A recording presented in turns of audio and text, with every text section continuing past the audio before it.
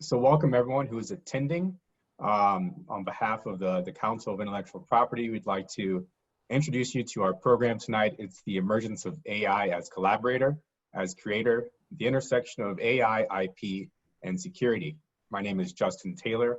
I am the secretary of the New York City Bar Association's Council of IP. Jim Klaiber is our chair. Unfortunately, he was unable to make it at this moment. He might come in later in the program. In that case, I will introduce them, but I would like to introduce you to the leader of this panel, Roland Trope. He will get us started this evening. Roland. Thank you, Justin.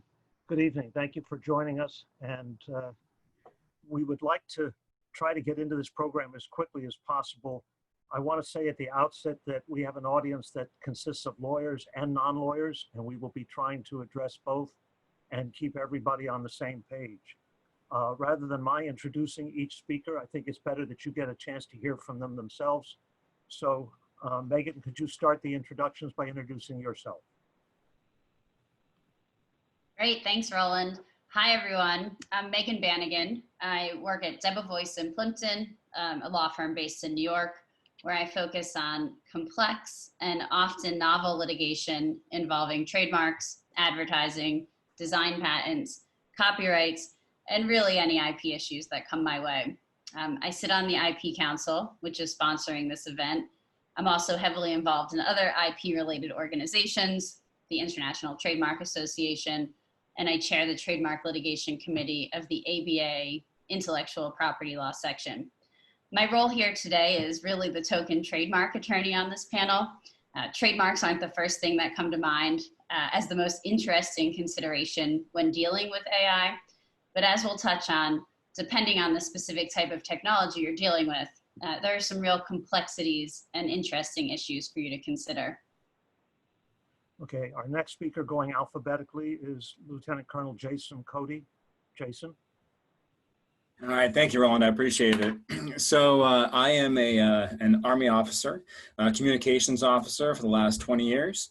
And I currently teach at the United States Military Academy. I teach computer programming and computer graphics, as well as cybersecurity.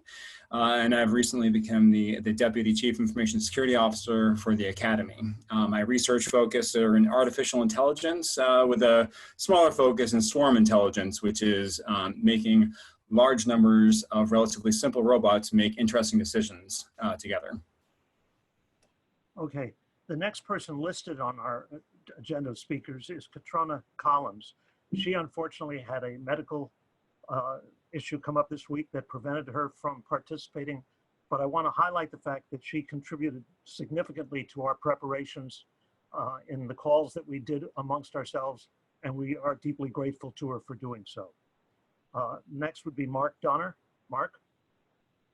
Hi, I'm Marc Donner. I'm a computer scientist by profession, born and raised here in New York City, worked at NASA, at IBM Research, on Wall Street at Morgan Stanley and UBS, and then in high tech at Google and at Uber. I'm semi-retired. My doctorate is in robotics, which was then and is now still considered a sort of a specialized branch of AI. And so I bring some pretensions at AI background. Nicole, would you like to go next? Sure.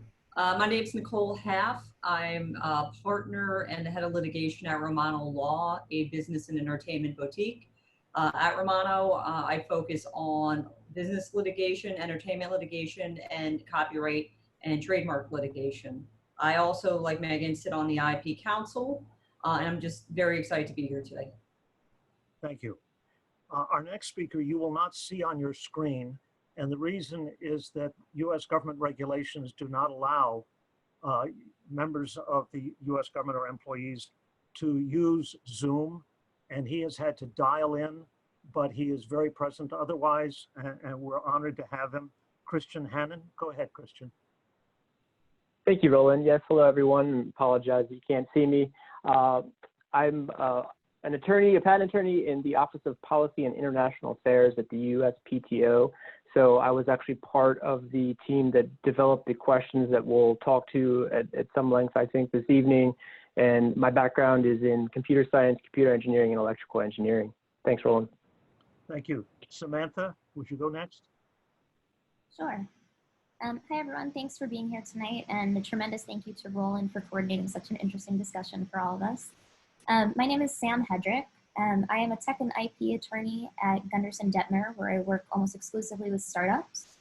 I'm relatively new to the New York bar, having graduated from NYU Law last year and being sworn in March. But before law school, I also worked at Google for over 6 years in a legal department. Thank you. The next person listed in the program also could not participate live tonight. He is Professor Charles Palmer. Charles works at IBM Watson and is an adjunct professor in the Department of Computer Science at Dartmouth College. He and I have co-authored articles and or chapters in a book on AI. And he will, however, the reason he can't be with us, the graduation for his sons, twins, from 8th grade was rescheduled to this evening, and Charles kindly recorded a video of his opening remarks, which we will listen to shortly. Let me also add at this point a disclaimer. I haven't given my background, I should do that first. My name is Roland Trope. I'm a partner in the New York offices of Trope and Schramm. My field is national security law. That's a rather large rubric under which there's several buckets, which include government contracts, intellectual property under government contracts, cybersecurity, trade sanctions, export controls, artificial intelligence, and reviews by the Committee on Foreign Investment in the United States. I'm also an adjunct professor in the law department and in the Department of Electrical Engineering and Computer Science at the U.S. Military Academy. And on behalf of all of us, I'm going to make the following disclaimer. The views that everyone is expressing tonight are their own and haven't been reviewed by and shouldn't be attributed to their respective organizations, employers, or other agencies of affiliation. So let me summarize very briefly, give you an overview of what we will be doing over the next 3 hours. The first hour, we're going to be primarily discussing AI and doing so in terms that we hope will help illuminate the subject for you and give you some things to keep in mind that will help you understand AI after this program and during our discussion in the latter part of it.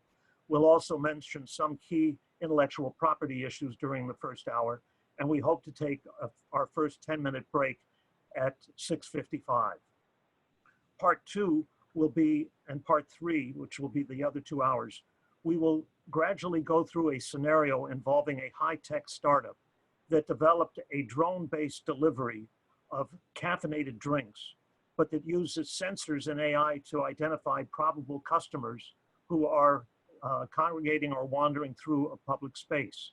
We will discuss the IP and security issues early in the company's development of its AI machine and its airborne cafe. We'll have a 10-minute break after the first hour of that, and then we'll conclude at the end with final remarks. What I would also like to mention is that we will try to take questions from the audience throughout. There is a Q&A box that you can type your questions into.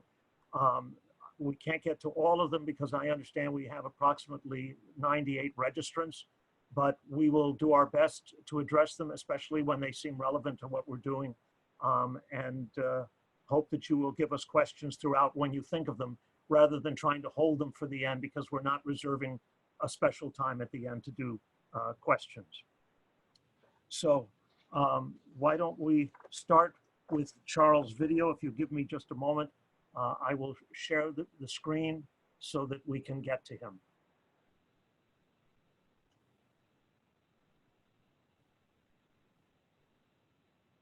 Really do wish I could join you live, but graduation events have to come first. So in this little introduction, I wanted to make 3 points. Prediction, judgment, and control. Bill Gates described AI as just the latest in technologies that allow us to produce a lot more goods and services with less labor. And overwhelmingly, over the last several hundred years, this has been a great thing for society. AI is definitely a technology that accomplishes these optimizations that Bill talked about. They accomplish it through prediction. Now, this may seem a little weird, but stay with me for a moment. There's lots of definitions of AI, but what is prediction? Prediction is filling in missing information. A great book, Prediction Machines, by Agarwal, Gans, and Goldfarb, 3 economists from 2018. They describe it this way. They characterize prediction as the process of providing this missing information. Okay, we've got prediction. They discuss how improving prediction has driven the rapid process and progress of AI. And the importance of good data, which is key to prediction, has grown immensely. However, we also now realize that collecting this good data is a bit of a challenge. Now, when you say AI, most people immediately think artificial intelligence. Clearly, that's what it stands for. But it might also be something I call augmented intelligence, where you work together. That's what most of our systems are today. A weak AI is another name for that, or a narrow AI is one that does one thing. It's been trained to do one thing and one thing well. Perhaps identifying skin cancer lesions. You might have a doctor who's 95% accurate every time, and you might have an AI that's 85% accurate every time. But together, they're 100%. This is augmented intelligence. That's today's AI, really. Okay. Now the other, if you've got weak, then you've got also strong. And we don't have that yet. But what strong AI is, where weak AI is narrow, strong AI is broad. Strong AI can be trained to do a variety of tasks, totally unrelated to each other. And when it encounters a new task that it doesn't specifically know how to do, it can assemble the others and maybe even discover new ones to get it done. Now, at the beginning of an AI project, the AI itself is really kind of like a child. Say you're at a park with your child and you point at a dog and you look at your child and you say, dog. And then you walk a little further, you see another dog, you point at it again and say, dog. So several dogs later, your child sees a cat, points at the cat and says, dog. Here, even a very strong AI, the child, doesn't have enough data. And so therefore its training is incomplete. The child has not been trained on cats. Strong AI is going to be flexible and adaptable where weak AI is not. It'll work in new environments, new conditions, unexpected situations. Not a problem. Now we might think, based on movies, that this is happening tomorrow. Well, it's really not. Some researchers say 30 years. Some say 2030. Others, like Andrew Ng, chief scientist at Baidu, says, worrying about the rise of killer AI robots is like worrying about overpopulation and pollution on Mars before we even set foot there. My only hope is that when AGI, that is, artificial general intelligence, strong AI, when AGI arrives, my hope is that we recognize it. Okay, so if AI is in general prediction, then what is this judgment thing? People provide the judgment. Max Tegmark described intelligence this way. Everything we love about civilization is a product of intelligence. So amplifying our human intelligence with AI has the potential of helping civilization flourish like never before, as long as we manage to keep the technology beneficial. Very tricky. Judgment is similarly tricky for AIs to learn. Judgment is not always methodical, algorithmic. Sometimes it depends on data or derivations based on data. And sometimes it's hard to choose between seemingly similar alternatives. So, for example, given sufficient data, an AI could be trained in identifying what may be fraudulent credit card charges. However, in some situations, we might want to have an exception, maybe a particularly high spending limit customer or a very long-term customer for whom we would not like to cause any problems by suspending the card. So as we get better prediction from the AIs, our judgment value increases. The lack of judgment can really lead to problems. When the data is not that great or the data is incomplete, you end up with incomplete or not so great predictions. The Apple credit card spending limits, when it first came out, turned out to be gender biased. And Microsoft's Tay chatbot learned from those who chose to speak to it or type at it on the internet. And they very quickly learned if you curse at it, it'll curse right back at you after a while. Clearly, there was no quality control on that training data. So just like the child learning to identify a dog, the AI learns by what it's taught. Our judgment comes into play when we identify the kinds of data, how well the data has been, shall we say, checked, and how well we've identified if it has any biases. You don't want to see bias in your data, like it's always biased towards dogs, because then the AI, the resulting AI, will have that very same bias. And most of the time when biases arise in our AI systems, we don't know that the data is biased. Just like the Apple credit card, they had no idea. No one had ever looked at it. No AI had ever used that data to make predictions. That was the answer.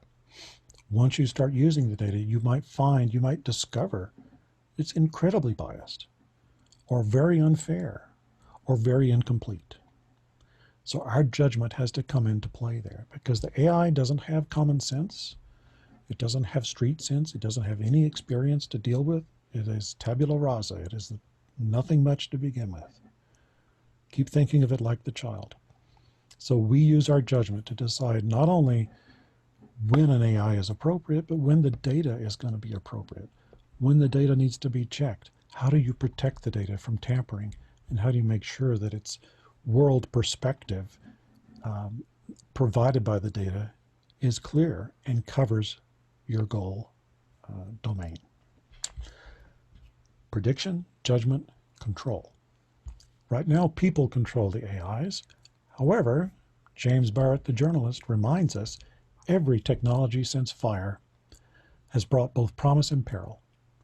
How should we weigh the balance with AI? Good question. Well, right now, we are the teachers. We control the data, we control the power plug and all that sort of thing. We need to make sure that data is secure and reliable and always there because times are changing all the time. Must keep the data up to date. Furthermore, it's our responsibility in controlling these systems to make sure that when people use them, they understand why they're making the decisions that they are. Some systems we've built can't explain why they make the decisions or the recommendations or predictions that they do. This ain't going to work. To determine if you've got bias, to determine if you've got good coverage of the entire domain, you need to understand why a decision was made. We also need to decide, like I said once before, when an AI is appropriate, because there are going to be some cases that are very controversial. In particular, think about autonomous weapons. Weapons that have enough AI that they can identify and engage an adversary on their own. So, prediction, judgment, control. When I give talks on cybersecurity, I always have to remind the audience that even with the latest hardware and software, the best security policies, and the meanest auditors on the planet, people are the ultimate critical infrastructure. Your employees, your partners, they are the ones who are most critical in your security environment. While these AI advances continue, and they certainly will, We have to consciously, as the humans, as the control, step up to provide the critical infrastructure that only we can use, only we can provide. We have to provide the ethical guidance and when these things are going to be used. When do you use an AI and when do you not? When does the A stand for augmented and when is it artificial? We need to ensure that these systems are trained to be free of biases and equitably deployed. That means not one company or one country, everybody should have access.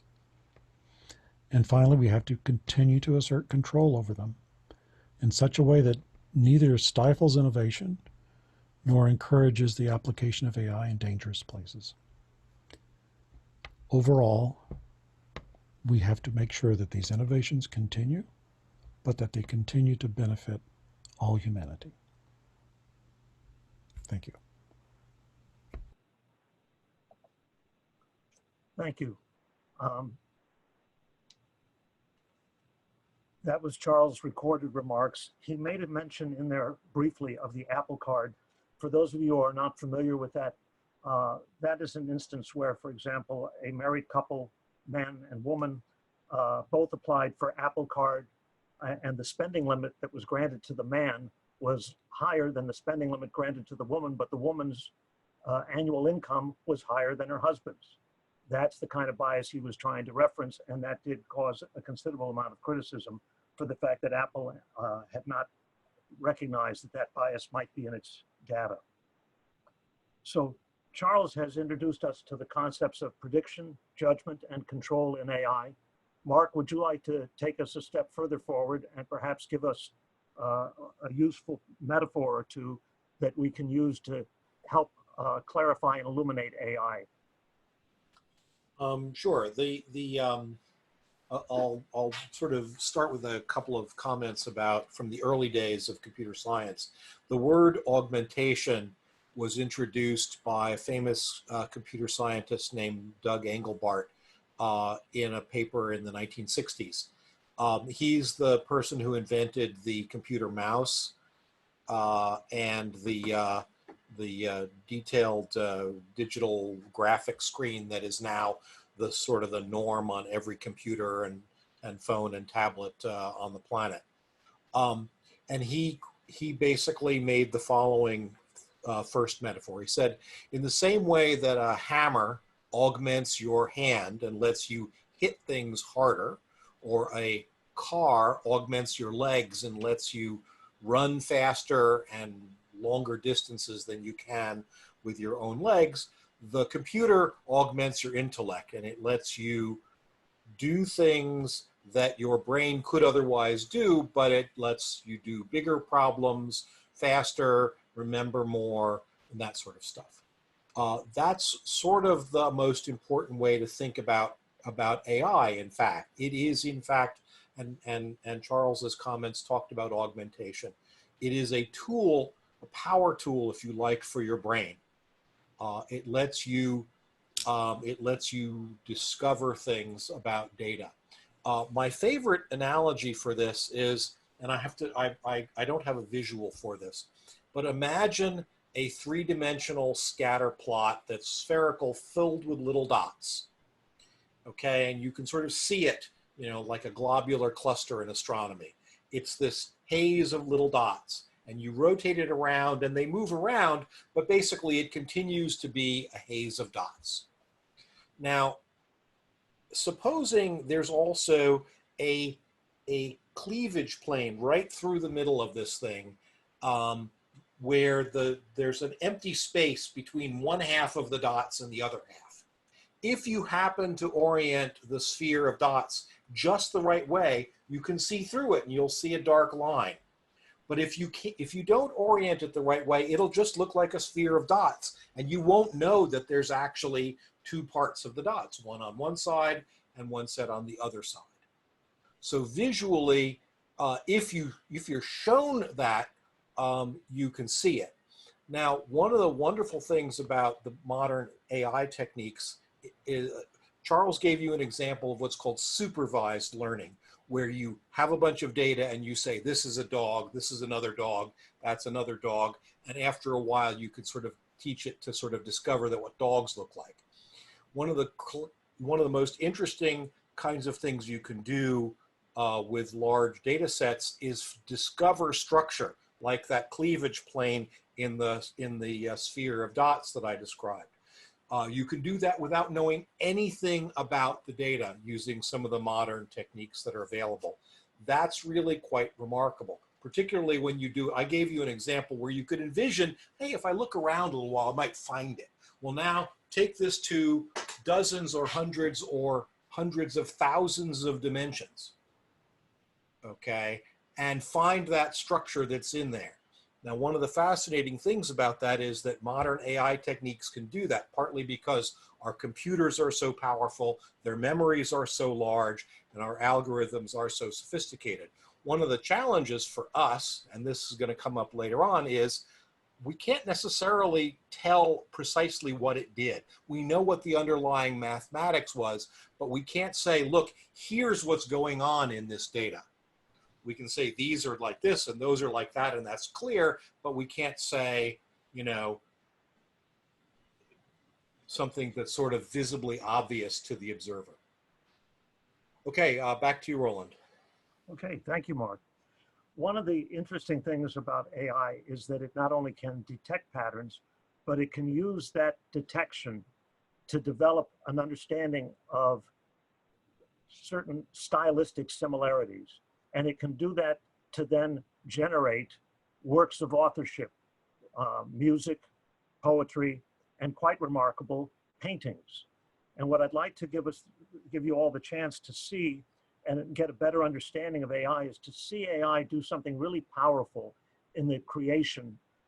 We're going to now look at a 5-minute video entitled The Next Rembrandt. This was by a Dutch company, very heavily funded, and what they developed was quite remarkable. If you'll give me a moment, I'll share my screen and bring up the next Rembrandt video.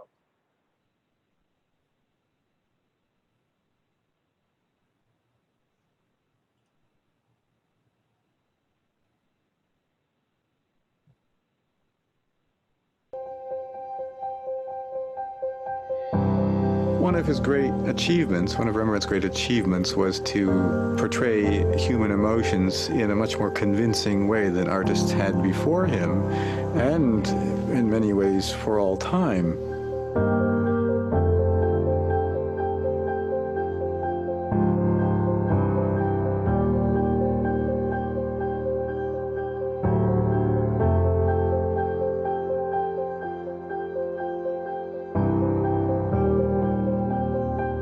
At ING, we believe in the power of innovation, what it can mean to people. We want to bring this innovative spirit to our sponsorship of Dutch art and culture. We knew that for this challenge, we needed to team up with experts from various fields to make this come to life. We're using a lot of data to improve business life. But we haven't been using data that much in a way that touches the human soul. You could say that we use technology and data like Rembrandt used his paints and his brushes to create something new.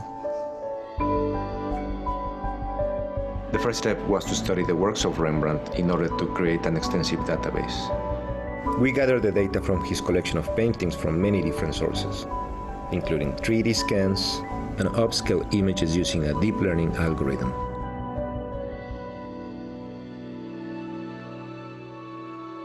Because a significant percentage of Rembrandt paintings were portraits, we analyzed the demography of the faces in these paintings, looking at factors like gender, age, and head direction. The data led us to the conclusion that the subject should be a portrait of a Caucasian male with facial hair between 30 and 40 years old, in dark clothing with a collar, wearing a hat, and facing to the right. From there, we started to extract features only with faces that were related to that specific profile. And we had to create a whole painting from just data. And we used statistical analysis and various algorithms to extract the features that make Rembrandt Rembrandt. We took parts of the face and we started to compare them. And then, based on this, we're able to create a typical Rembrandt eye or nose or mouth or ear. After generating the features, we were focusing on the face proportions. We used an algorithm that can detect over 60 points in a painting. We were able to align the faces and to estimate the distance between the eyes, the nose, and the mouth and the ears.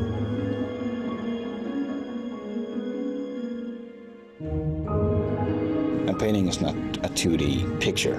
It's 3D. You can see the canvas, you can see the process, and that's what makes the painting come alive. A hive map is essential to make the painting a painting. We incorporated the height map into the painting and printed on a 3D printer that uses a special paint-based UV ink.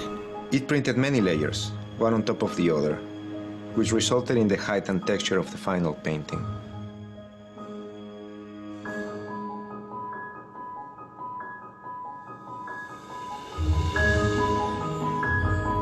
It's sometimes a magical moment to see a painting for the first time. Even if it's computer generated, for me it is something special. I would have believed if I saw it in a museum that it would have been a real Rembrandt, just one I haven't seen before. It will be interesting to see Rembrandt looking at it. He will be happy that there are people trying to understand him and trying to create something out of that, so I think he will be happy. The next Rembrandt makes you think about where innovation can take us. What's next?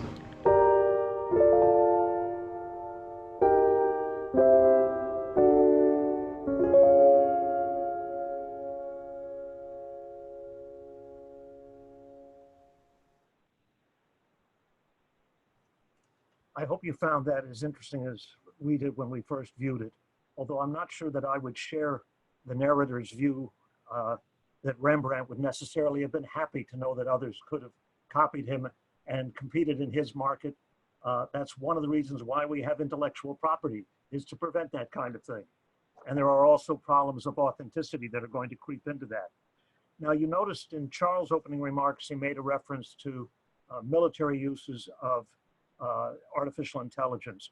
We are not going to be focusing on that in this conversation that we're having amongst ourselves tonight, but we thought it would be really helpful to have somebody who has extraordinary background in AI, and that's why we asked Jason Cody from the U.S. Military Academy to join us. Jason, would you continue Charles and Marc's efforts to give us a sense and an understanding of AI and perhaps some uses that you're familiar with from your work? Yeah, absolutely. Thank you, Roland. I love the Rembrandt example because it is, what a great example of weak AI, right? Like, I mean, we use the term weak, and this is a really powerful example of what you can get when you have a narrowly focused problem and you have a narrowly focused result, and you can still have these extraordinary results. And so I think this is great because it's an extraordinary result, but the process they go through is relatively ordinary in the field. And so I do want to reiterate what both Marc and Charles have said, which is that AI is still, very much a human endeavor. And the AI is subject to our creativity, which is awesome, and also our judgment and our biases, which can be both good and bad.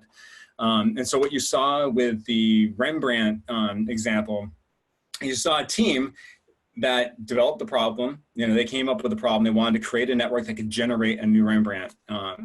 They also collected the data, and they decided which features were salient and did a lot of analysis to make that happen. They develop an algorithm. They create a flexible model, which is a common approach here. And then essentially what they do is they can train this model using their input to derive the desired output. But of course, the humans define what the desired output is. And so throughout the process, you see problem definition, the humans involved in collecting the information, tweaking the algorithm as it learns, and then deciding when it's learned enough to actually generate this great work of art. And so painting is one great example of how this can be used. There's lots of others out there. One that I wanted to bring up, because I think it's neat to see how you can layer these networks, layer these kind of learning systems together, is NVIDIA's Driving Lab, which they are making self-driving car platforms. And in a recent talk, Neda Svijetic, who runs the lab, talked about how they use dozens of these models. And the models are essentially, they're inspired by neural networks. They don't actually map one for one to our brains, obviously. But each one of these little neural networks may have different purpose. So for a self-driving car, for example, you have some networks that are focused on perception.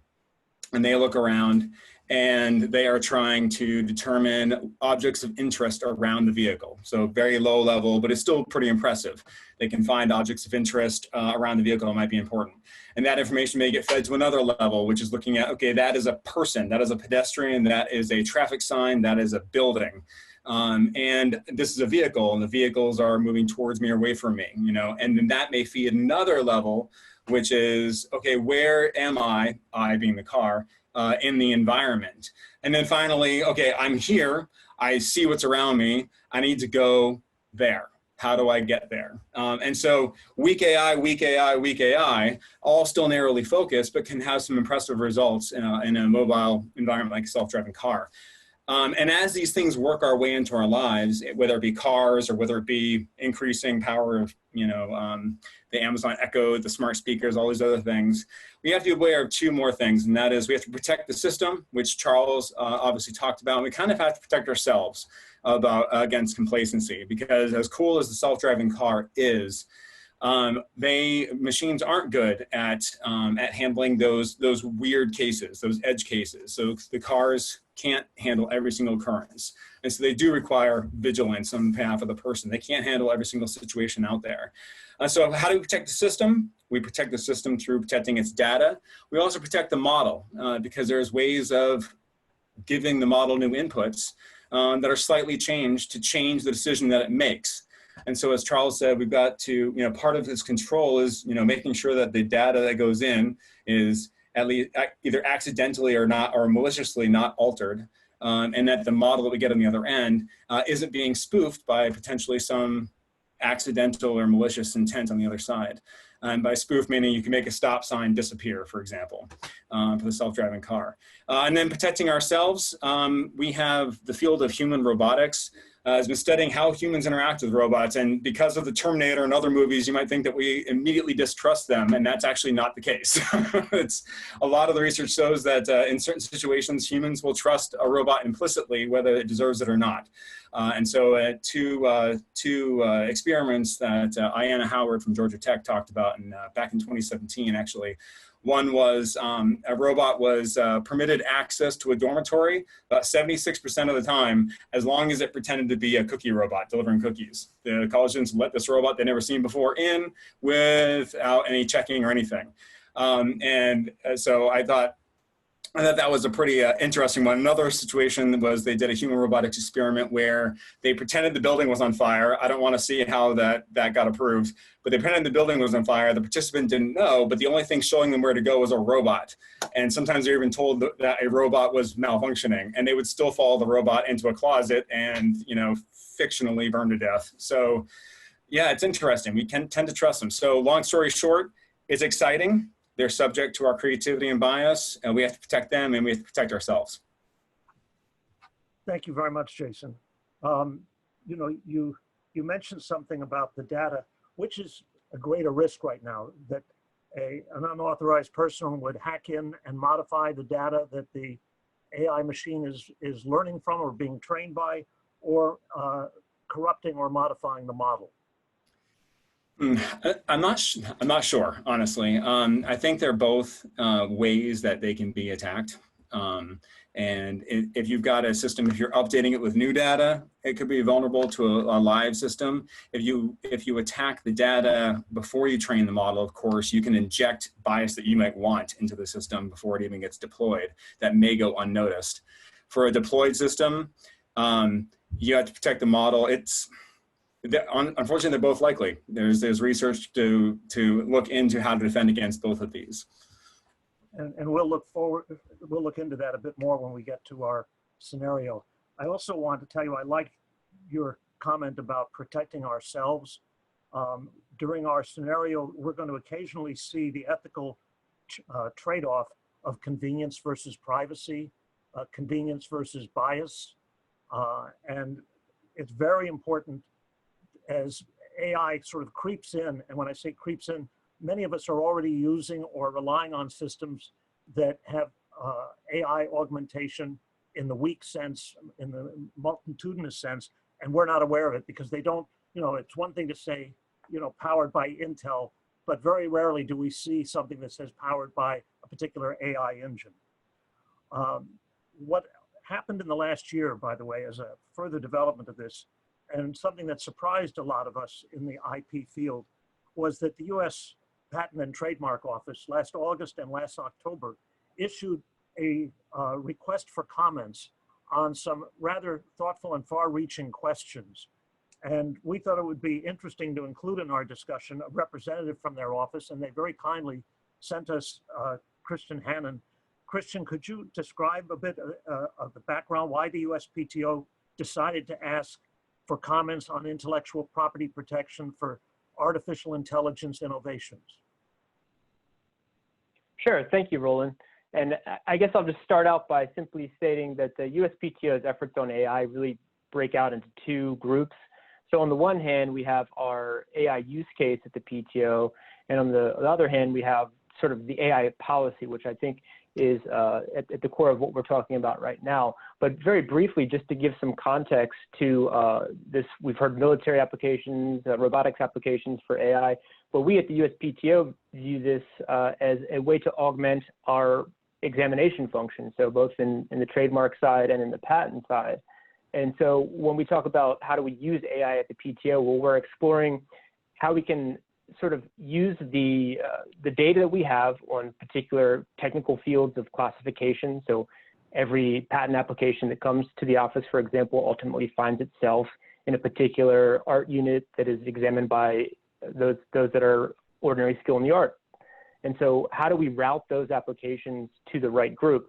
How do we find out if a case that's a continuation or a downstream application of a similar invention, maybe it makes the most sense to have the same team examine that. So we're investigating how we can use AI to sort of build those efficiency gains into our examination functions. And so that's not to say, and going back to, I guess, Charles' opening remarks when he made the point that this is augmentation, it's not a replacement. So we're definitely not at the state of affairs today with technology where we can say, here's our application, it's, assuming it's perfectly filed and everything's ready to go, we can't just put it on a AI model and say, is this a grant or is this a deny for patent rights?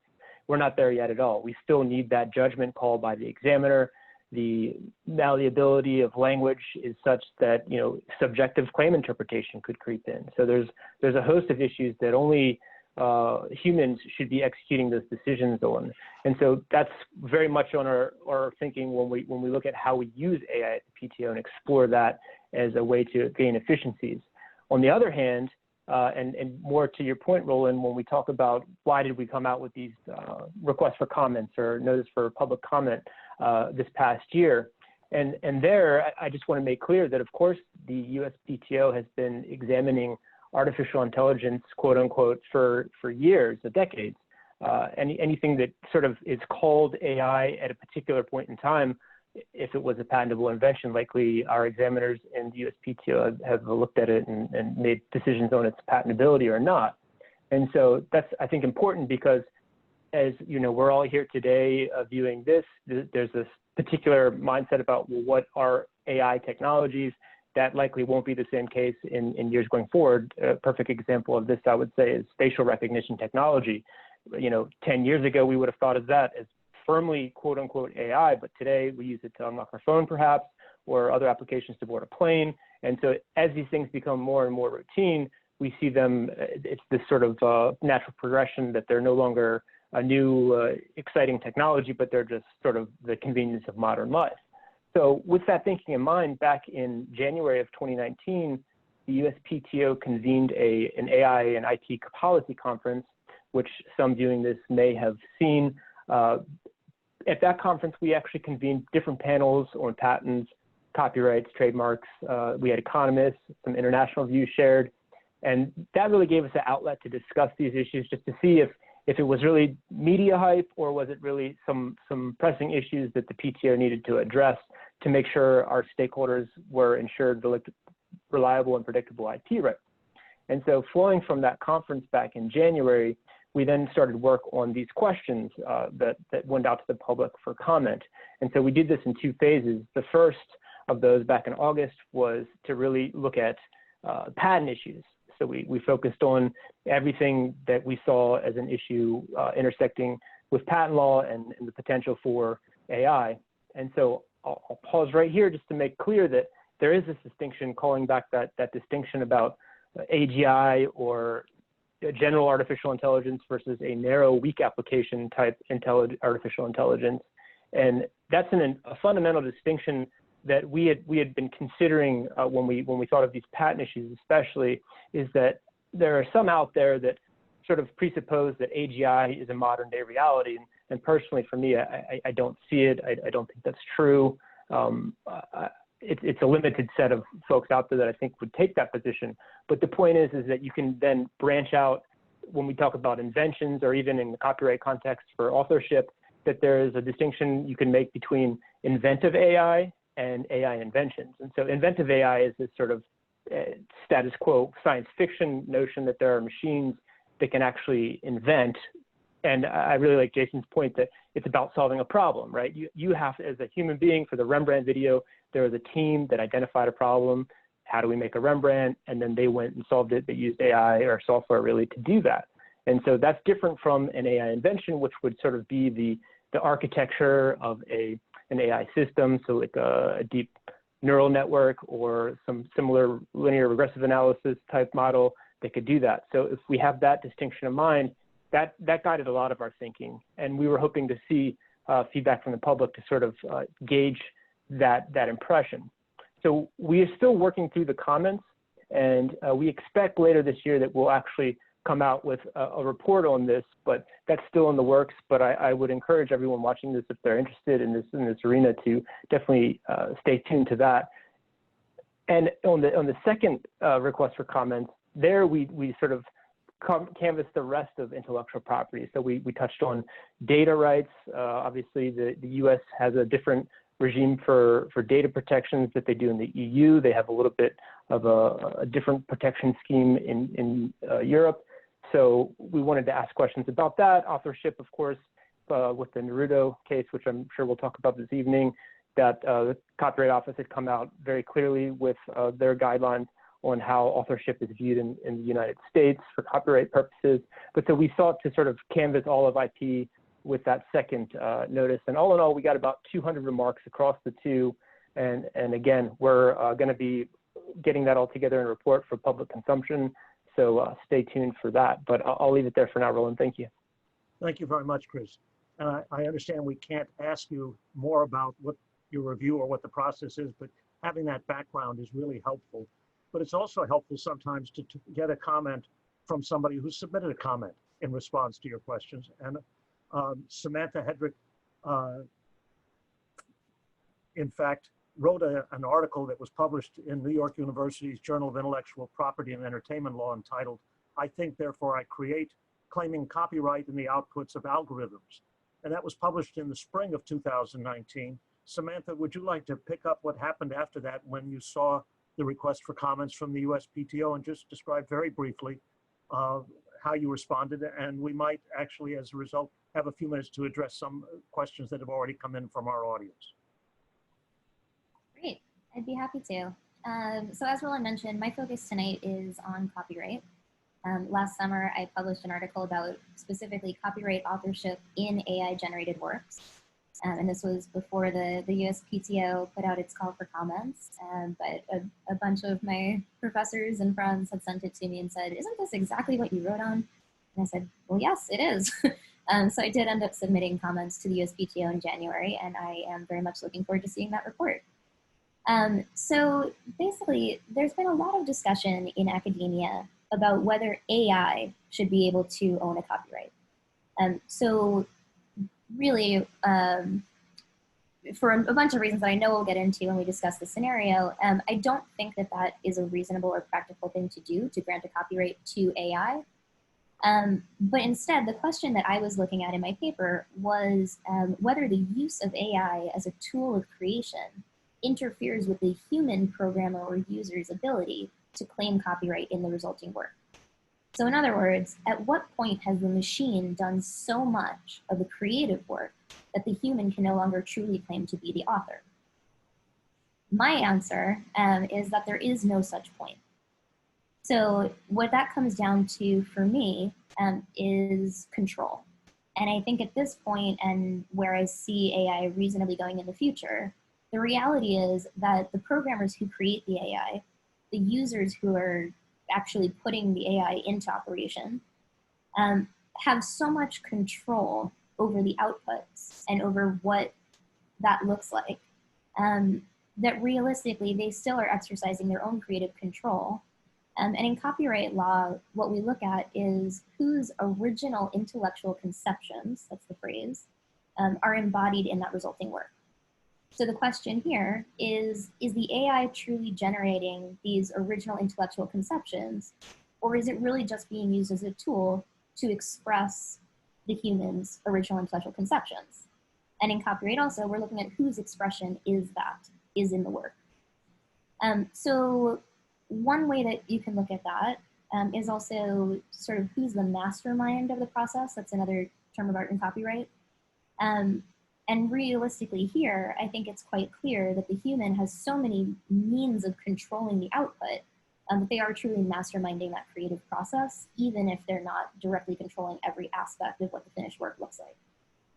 One way I like to think about this is comparing AI to a camera. I will leave it to the tech experts on the panel to tell us whether there is truly such a thing as black box AI.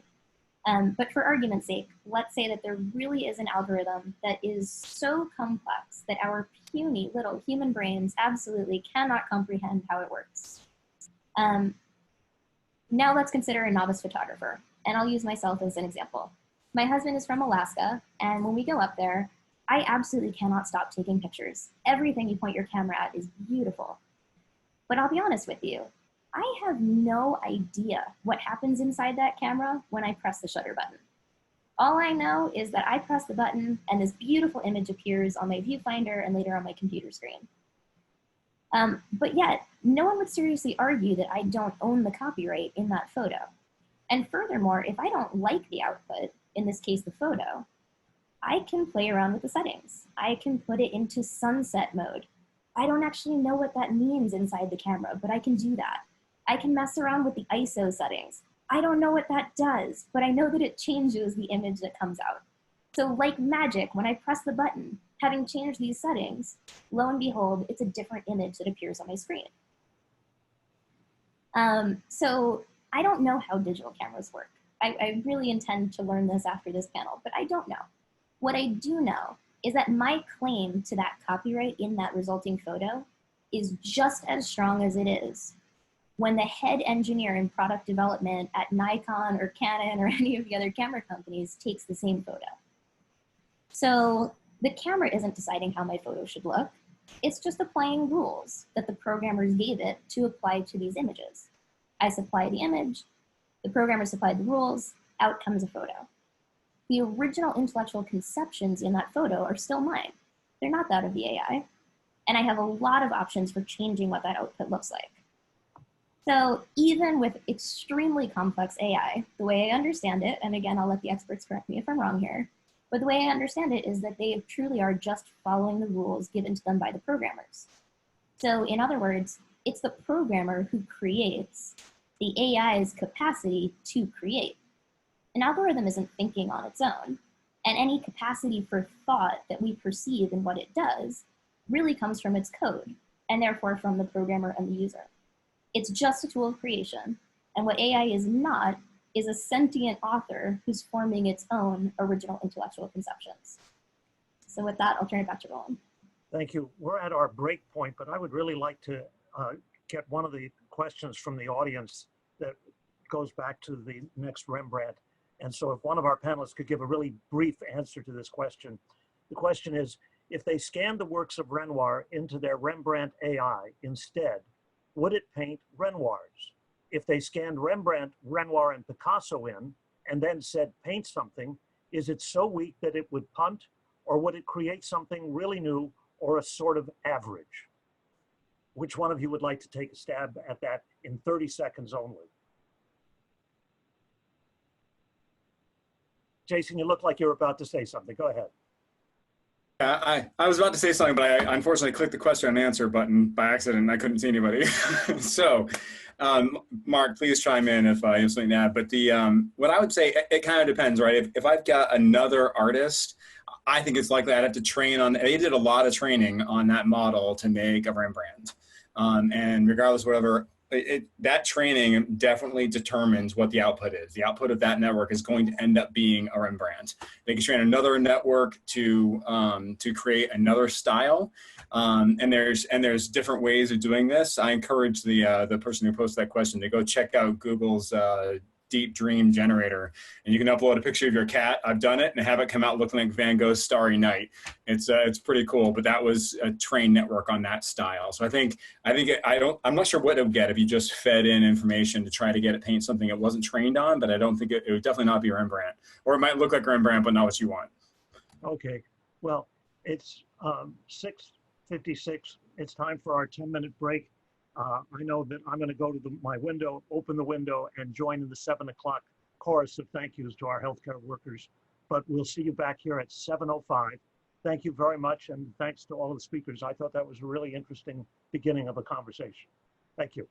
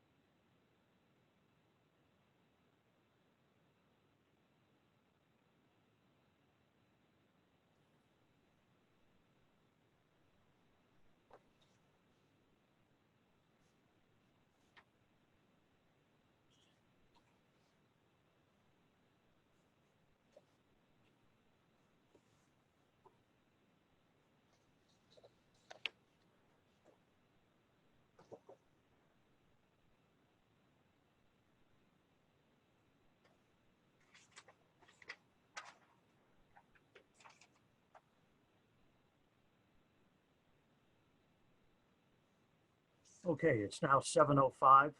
Let's resume. Can all of you hear me clearly? Good. What we want to do over the next 2 hours is take AI and put it into an experience of a startup company, the technical and legal issues it runs into, so that you see how, at least with regards to intellectual property issues and security, AI raises some of the same problems that we experienced with the initial rollout of digital technologies, the World Wide Web, but has certain new ingredients that we, as lawyers, are going to need to be able to address. And so what we're going to do is gradually unfold a scenario. The largest part of the facts I will tell you right at the beginning. That's going to take me a few minutes to read out, but we will then pause at different parts of the scenario and ask questions of our panel and take questions from the audience about what that scenario is revealing about this startup company's efforts to design, develop, and start doing business with AI products. So our story begins in November 2018, when 2 aerospace engineers and 2 artificial intelligence engineers who met as graduate students at MIT and Dartmouth formed a New York company.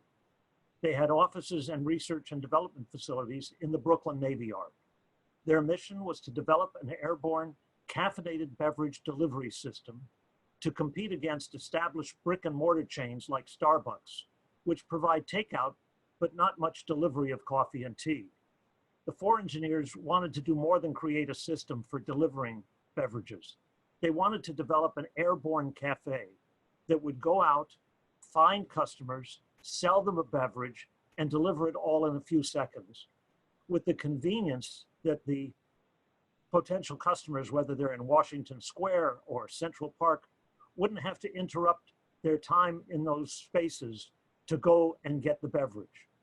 So the drone cafe, as our engineering team started to work on it, would position itself at a low altitude of 100 to 200 feet and activate its onboard hyperspectral sensors to scan the subject individuals walking or sitting below for biometric and physiological data that the company's AI augmented research has found correlate with a person who needs a caffeine boost or a perk up. They dub these correlations target profiles. Their augmented AI research has already found several target profiles, including persons who are drowsy, fatigued, bored, or want to enhance their concentration or get relief from a caffeine withdrawal migraine. The drone system would fly to a programmed airspace above a public park or square. Once there, it will hover while its sensors continuously scan and collect biodata about each person, and in real time, transmit a packet of biodata for each person, together with a photo ID geotag of the subject's face and location of their precise coordinates, and if moving, the speed and course of their movement. They call these data packets person data packets. The ground station that this is sent to by the drone would feed the personal data packets into an AI machine that would search them for patterns that correlate with or match the target profile of persons who either need or would be receptive to an offer of a caffeinated beverage. If a subject matched the target profile, the AI system will predict or identify them as a high probability customer for such drink, especially if they don't have to travel to get it and it would be delivered fresh, good, and hot. The company calls these individuals VIPs. The ground station would then transmit back the visual tag of each VIP. The drone would utilize signals, either with the VIP's phone if they have registered with the company in advance, or the person could confirm with a hand signal that may have been advertised online or in newspapers to indicate, yes, I want to buy a coffee. The drone cafe would then conclude an electronic sale with them and immediately deliver the beverage to them. The founding members of the company want to make the name of the company and of its device something the public will like, will find friendly, and will be willing to make the trade-off of convenience for privacy and overlook some of the creepiness of the scanning. So it's target base, it's based of target profiles, et cetera, and all of these things are going to be marketed as a sort of airborne cafe. The company's name, they've chosen to also highlight that. It's going to be called Agile Wing Inc. or Agile. And they've described their system as a friendly airborne cafe. And with no trademark research, which is important, they seize on the name Pegasus Cafe and select a logo that resembles the red hue and design of the mobile oil red Pegasus, which they believe will be easier to find in the sky than a white image against the clouds. They obtained some limited legal counsel on a pro bono basis. And from those brief consultations, they believe that they have already and may eventually conceive some patentable inventions related to AI, including their AI engine's algorithm and the system and method for using drones to deliver a caffeinated drink to an individual, and more particularly, sensing a predetermined cognitive state of an individual to identify a good customer for delivery of coffee or tea. The AI engine will need to learn from data whose source is not yet determined what are the salient features of the target profiles. It will need to learn from attempted sales which VIPs are high prospect VIPs and which are so poor they should not be treated as VIPs. They haven't really thought about the problem of biases and discriminatory offers of drinks. For now, they decide to save money by not engaging counsel to take them through that because they think that money is better spent later, if at all. Although cautioned by counsel, the company has not adopted and implemented any formal trade secret policies and procedures. Instead, the officers have downloaded a generic non-disclosure agreement from a website and required all of their engineering employees to sign it. They did the same with a generic employee agreement, which contained a confidentiality provision. But the company did not limit access to proprietary information on a need-to-know basis, lock it away, limit people's use of computers at work and at home. And so sometimes employees are using the same laptop in both places. In short, there was no cybersecurity policy or information security policy, so each employee used what she or he thought would protect their data and computers as they normally would do. The employee agreement also contained a clause that required employees to assign all patentable inventions and works of authorship to the company, but there was no requirement that they maintain a record of apparent inventions or a requirement to report them to the company for a patentability review, and no clause specifically deeming each employee's created works of authorship a work for hire. And at this point, the company does not have any intellectual property audits, so they don't know how much they have or haven't created and where it is. And they don't have a protection plan particularly focused on their crown jewels, such as their AI algorithms, the source code, and the data that they may be selecting and how they select it for machine learning. The four founders thought they could address that when the company has funds to spare for such efforts. Okay, let's pause there and start to consider what issues this raises, what problems they may be facing. And in doing this, I'd like to ask our AI experts to imagine themselves in two roles, that of engineers at Agile Wing and that of somebody outside the company who can look at these things more objectively than someone in the company is able to do. I'd like to ask a similar thing of the lawyers. If you could imagine yourself as future outside counsel, hoping to pitch to this company, you didn't do any of the pro bono work, you're not responsible for that. And I'd like to ask our audience, even though it's mostly lawyers, I'd like you to consider yourselves the friends and family who provided the money to get this startup off the ground and are going to be interested in how well it's being spent and whether it's achieving the benefits that the founders said it would. So why don't we start with Marc. Marc, could you describe for us what you think exactly are the AI features in Agile Wing's Airborne Cafe? So let's see, the primary thing that Agile Wing's thing is going to do is going to say, is this person a member of the class of people who want or need coffee? It sees a bunch of people, it gathers the data, it runs its classification algorithm, and it says, okay, Justin needs coffee, Jason needs coffee, Megan does not, and Nicole does not. okay, it makes that decision correctly or not. How it did that, you know, there was some machine learning thing that they did before they launched. And if they're really clever, they have some reinforcement learning thing where if they offer a coffee to Jason and he says, I don't drink coffee, they try to improve their learning. And they offer it to Justin and he says, I want tea. They improve their learning and so on. And if it comes by and Nicole says, wait a minute, I want coffee, they reinforce and improve the learning in their system. That's sort of the core piece. I read well, I guess I'm not going to go into trouble space, but yes, there's other things. But in saying that, Marc, is the AI located in the ground station or is it located up in that sensor package of hyperspectral imaging? The interesting thing about that is that these days, first of all, the amount of compute power you can put into a very small package is shocking.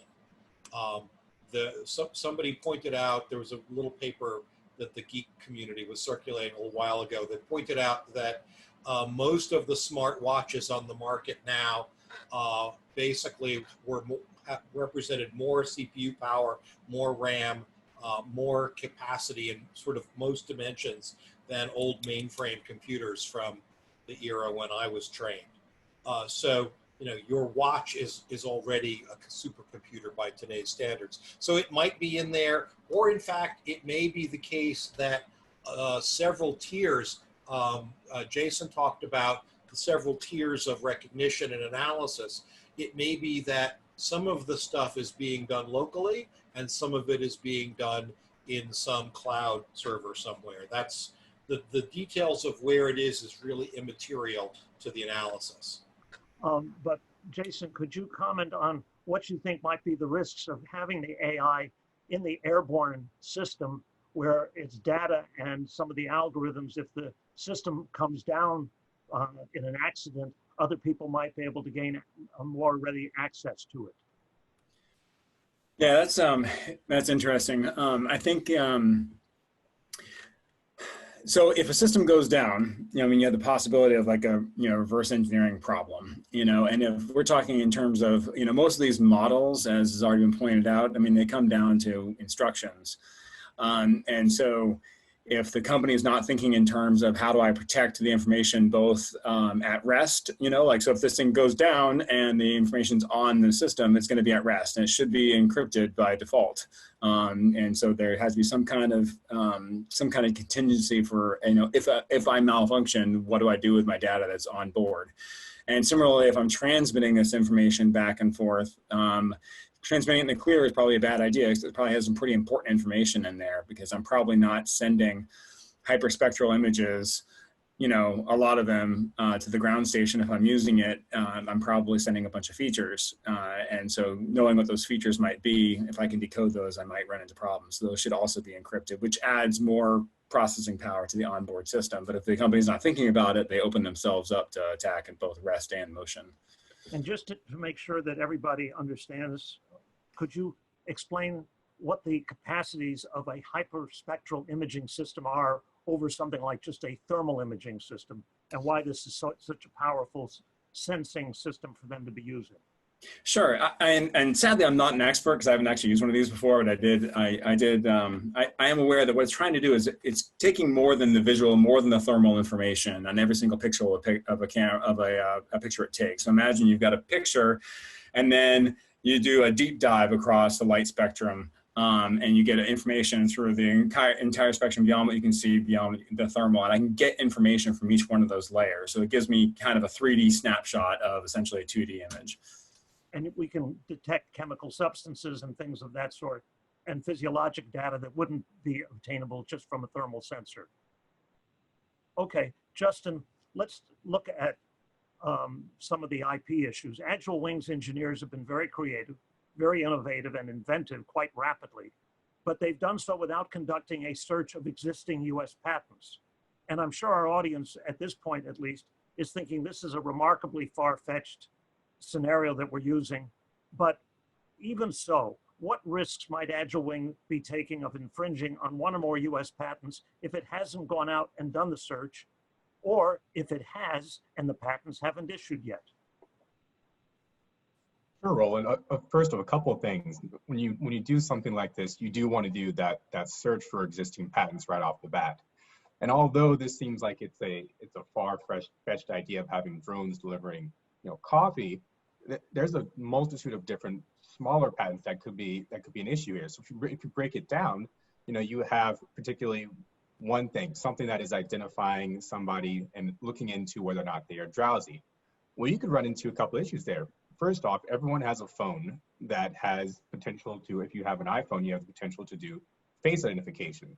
Apple might have several different patents that are based off that face identification that could correlate with this particular part of your invention. That's one part of it. There could also be different parts about the method. Say you are thinking that nobody's really using drones to deliver something to a person or deliver any type of product.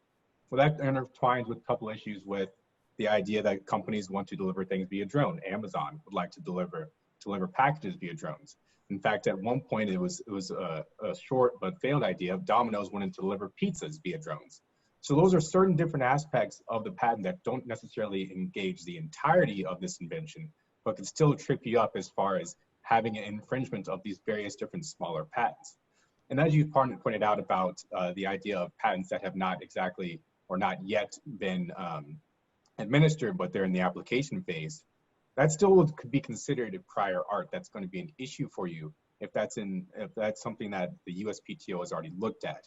And if you have not looked at that yourself as an inventor, that's not going to prevent you or be some sort of defense for that being an infringement. So those are the couple of main things I see first off about this invention and not looking at existing patents. Well, I find very interesting what you said and what Chris said earlier, that the USPTO has been looking at and examining patents that involved AI for quite a long time. So it would be naive and mistaken probably for our young company, Agile Wing, to be thinking this is so novel, nobody could have come out with a patent or would have filed a provisional application that might get in ahead of them when they finally come around to that. So for now, apparently they're going to rely on just keeping things relatively secret. Nicole, although Agile Wing adopted a few precautions to protect its trade secrets, like having its employees sign a generic non-disclosure agreement, it hasn't adopted anything like a comprehensive company-wide trade secret policy. What risks do you think Agile Wing is taking that a disgruntled employee or outsiders might misappropriate its trade secrets? And if that happens, is Agile Wing in a position to take effective legal action to get a court to halt the use of such stolen trade secrets? I don't think Agile Wing would be in a good position. Usually, to get trade secret protection, you need to do things to actually protect the trade secrets. You need to limit the number of people who have access to it. It could be password protecting items. It could be, limiting access on the networks, keeping, if it's actually in hard copy, you want to make sure it's under lock and key. A generic NDA is really not going to help there. And also, because this is a new company, I would encourage Agile Wing to implement reasonable non-competes that will be enforced, nothing crazy worldwide, 10 years, things of that sort. That's not going to be upheld, but something much more tailored. Additionally, I think in terms of employee handbooks, they should be updated. I think there should also be an audit concerning who is an employee versus who is actually an independent contractor, because a lot of programmers and a lot of companies that use programmers are actually sometimes misclassifying people as either or, employees or independent contractors, and that can have serious implications concerning work for hire issues. And I guess just to back up for people who aren't attorneys, so typically ownership vests in the author of copyright ownership, at least vests initially in the author, and there's a carve out for this, which is called the work for hire doctrine. So the work for hire doctrine basically says the employer will hold the initial copyright if the person's an employee working within their regular scope of business, which is why, you also want to know who's creating what when you're on the job. And there's also carve-outs for 9 different categories under the Copyright Act for people who have been specially commissioned to create certain works. In this instance, if we're talking about code, we're probably talking about compilation or contribution to a collective work. So really, we want to have employee handbooks updated, work for hire agreements in place in the event that an employee is actually an independent contractor. And then also you want to belt and suspenders that with an assignment clause saying in the event this is not a work for hire agreement, I'm assigning to the company any and all rights that I may have. So that's that's some of the things I could see. Let me ask you just a couple of follow-up questions.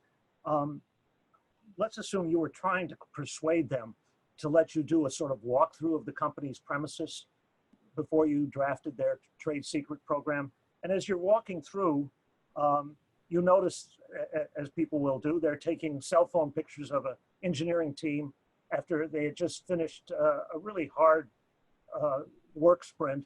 And there's this wonderful whiteboard filled with some of their trade secret information that shows up in the back of the photo. And you can hear them already talking about posting the photo to Instagram. Would this bother you or be something you might want to bring to the company's attention? And how would you address it if it's not already in the company's employment agreement or in their non-compete or non-disclosure? Because they're not thinking they're disclosing anything.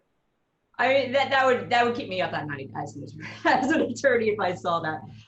The idea of posting trade secrets, on the internet, also identifying who has access to those trade secrets, so all my outside competitors who might be following my company on various social media platforms, I would probably get the group in the group being whoever has access to, the most vital information that I would deem as a trade secret, tell them, in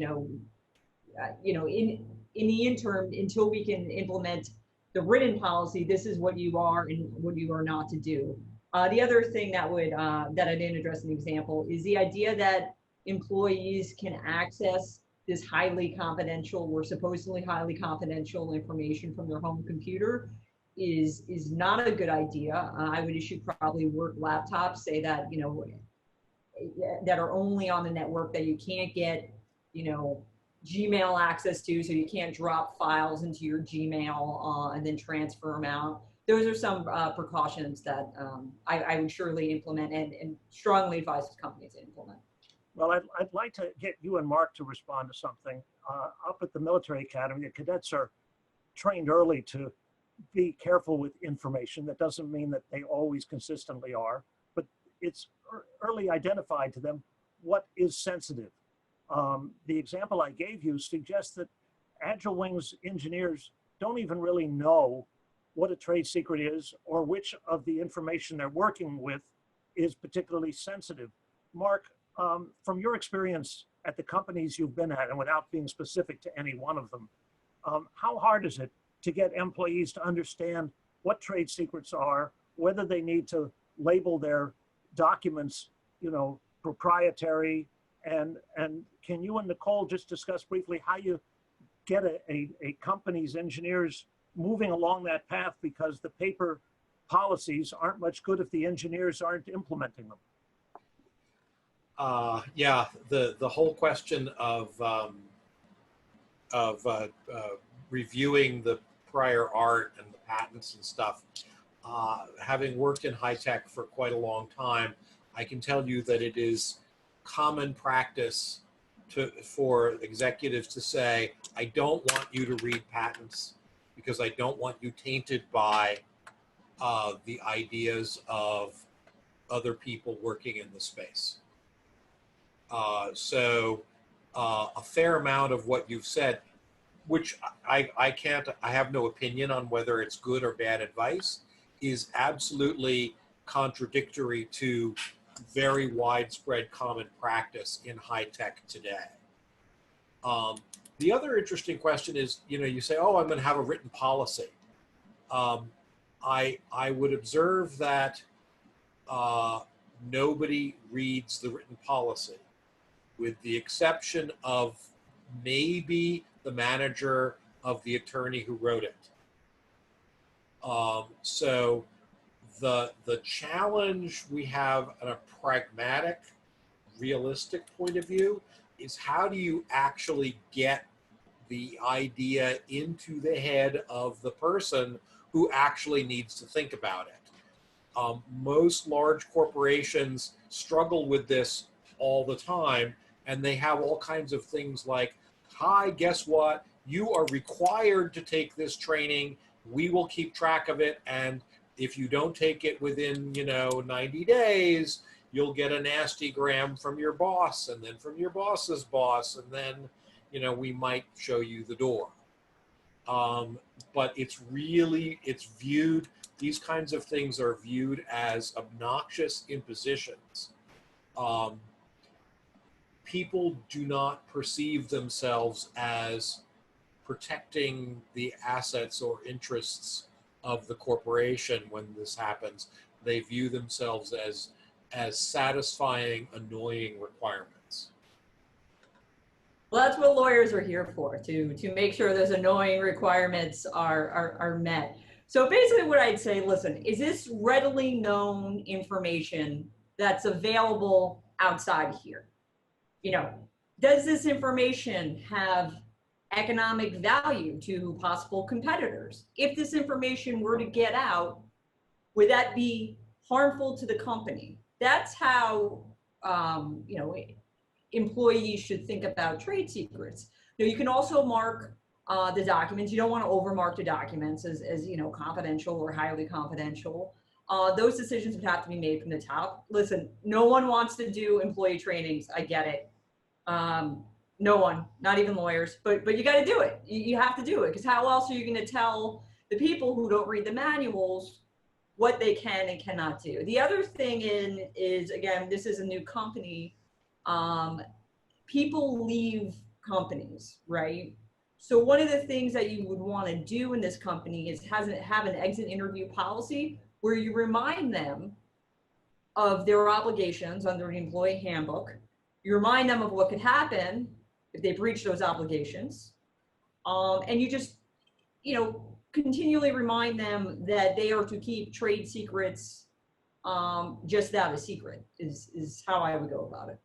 But we do know from Silicon Valley's trade secret controversies involving autonomous vehicles that this is a hard policy to enforce, even at the highest levels and of the company, where people clearly know what's a trade secret and why it's valuable. Megan, can I get you to comment on some of the trademark issues that this company is already possibly treading on by adopting for its products and services the name Pegasus Cafe and the logo of the red flying horse that looks like the Mobil oil horse? I know they don't sell coffee, but doing so without a trademark search, what risks might Agile Wing be taking of infringing on a third-party competitor's trademarks? And is there anything unique about the fact that this is an AI company that would affect your analysis? Yeah, so let me just pile on here. And for those non-lawyers in the audience, let's just be reminded what we're talking about here are trademarks, which are words or symbols that allow a business to distinguish its goods and services from those of another. So unlike patents, which protect the ideas, copyrights, which protect the expression of the idea, trademarks, we're talking about protection for both businesses and consumers from unfair competition by indicating the source of the products and services and distinguishing the goods or services of one business from another. So, if you really, when you start a business, you want a strong trademark, because that in a single word or symbol conveys a wide range of attributes about a product or a service to consumers. So we'll use coffee as an example. You hear Dunkin' Donuts coffee and you think of specific attributes. It tastes a certain way. It has a certain level of quality, a certain way the beans are roasted. I'll actually confess at the outset, I'm not a coffee drinker. My dad always told me he couldn't stand Dunkin' Donuts coffee, so I really don't know what I'm talking about here, but you get what I'm saying. You hear the name of a specific type of coffee, a specific coffee brand, and you immediately think of certain qualities and know whether you want to buy that brand or not. So what Agile Wing has done here is a textbook example of what you shouldn't do when you're selecting names and logos. This really, look, it could be an amazing and a novel, an incredible idea, putting aside the admitted creepiness. But please don't ruin it by selecting a name or logo without taking steps to make sure that they're available for use. A simple Google search, and I did this afternoon, shows that there's already a cafe named Pegasus Cafe in San Diego. If you go on the USPTO's trademark registry, which you can access right online, it shows there are close to 600 marks that incorporate the word Pegasus in some way. Now, of course, many of those are not related to a restaurant or airborne services, but what it does mean is that this is a crowded field of Pegasus, and even if you can get the rights to the Pegasus Cafe outside of California, and that's assuming that the reach of Pegasus Cafe is limited to San Diego, that would prevent you from expanding into San Diego using the mark. So why limit yourself like this at the outset? The logo, of course, is even more problematic, as it admittedly draws upon mobile oil. Yes, oil and coffee delivery are definitely different goods and services, but the mobile oil and that logo, they're well known enough that if you look in the sky and you see that logo in the sky, it could certainly cause confusion. You could certainly think that it's the oil company that's being referred to. And that's the test for trademark infringement. Are consumers likely to be confused and think of mobile oil when they see that logo in the sky? And the answer is probably yes. So Agile Wings should take the time to perform a careful search and clearance, and of course consult with their lawyers to make sure that these marks are free for use. Now, notably, AI technologies are beginning to be implemented in trademark searching to make this process very easy. AI can enhance trademark searches. You probably don't need that for a simple word search if you're just looking for the name Pegasus Cafe. But if you're looking for a particular design, AI can really help you. It can recognize non-abstract elements. It can find conceptually similar words and devices. It can even assist in looking at just a piece of a design, among other designs. So, you can even do the search for something complicated. And it really, you should start off right because, focus on your business, focus on the technology, focus on what you're doing for companies. Don't get dragged down by naming your company something that you really have no rights to. Samantha, we're going to want to move on to stage 2, but could you briefly inform people about the fact that since the engineers have created AI algorithm source code and some programs that are recorded in fixed tangible media, when under US copyright law will those works of authorship qualify for copyright protection? And is that enough to position Agile Wing to sue anyone who infringes on those copyrights?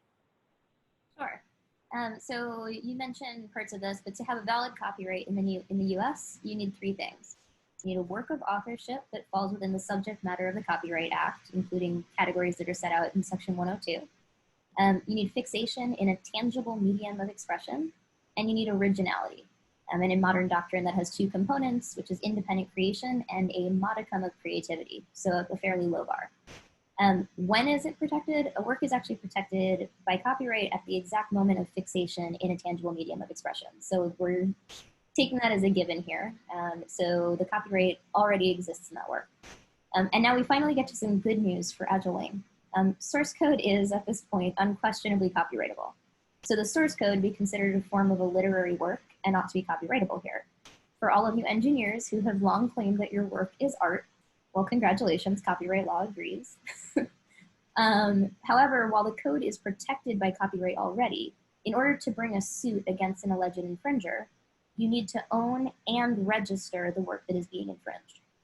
Here, the works are copyrightable, but they have not yet been registered, so the company would need to take that additional step before they could actually bring a suit.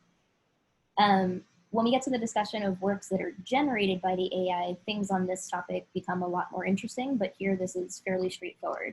And as Nicole mentioned, the owner of the copyright would be either the engineers or Agile Wing, and here it's pretty, there's a pretty strong case that this would be a work made for hire, in which case Agile Wing would own the copyrights here. Thank you. All right, the next stage of our scenario the company, Agile Wing, starts its research and development full bore. It encounters, however, significant challenges in finding data that is comprehensive to cover the domain, that's accurate, that doesn't have bias, and that's of a good enough quality to train or teach the AI machine, and in tuning the algorithms to find clearly distinguishable target profiles. They also encounter challenges refining their hyperspectral sensors to collect enough accurate biodata for the AI machine to identify a VIP. They postponed deciding what company they might approach for a license of tea and coffee. That's not going to be their problem at this stage. They want to get things in the air first. The challenges have delayed their progress, increased costs beyond the projected budgets. They have used up much of their initial investment that came from themselves, their friends, and relatives.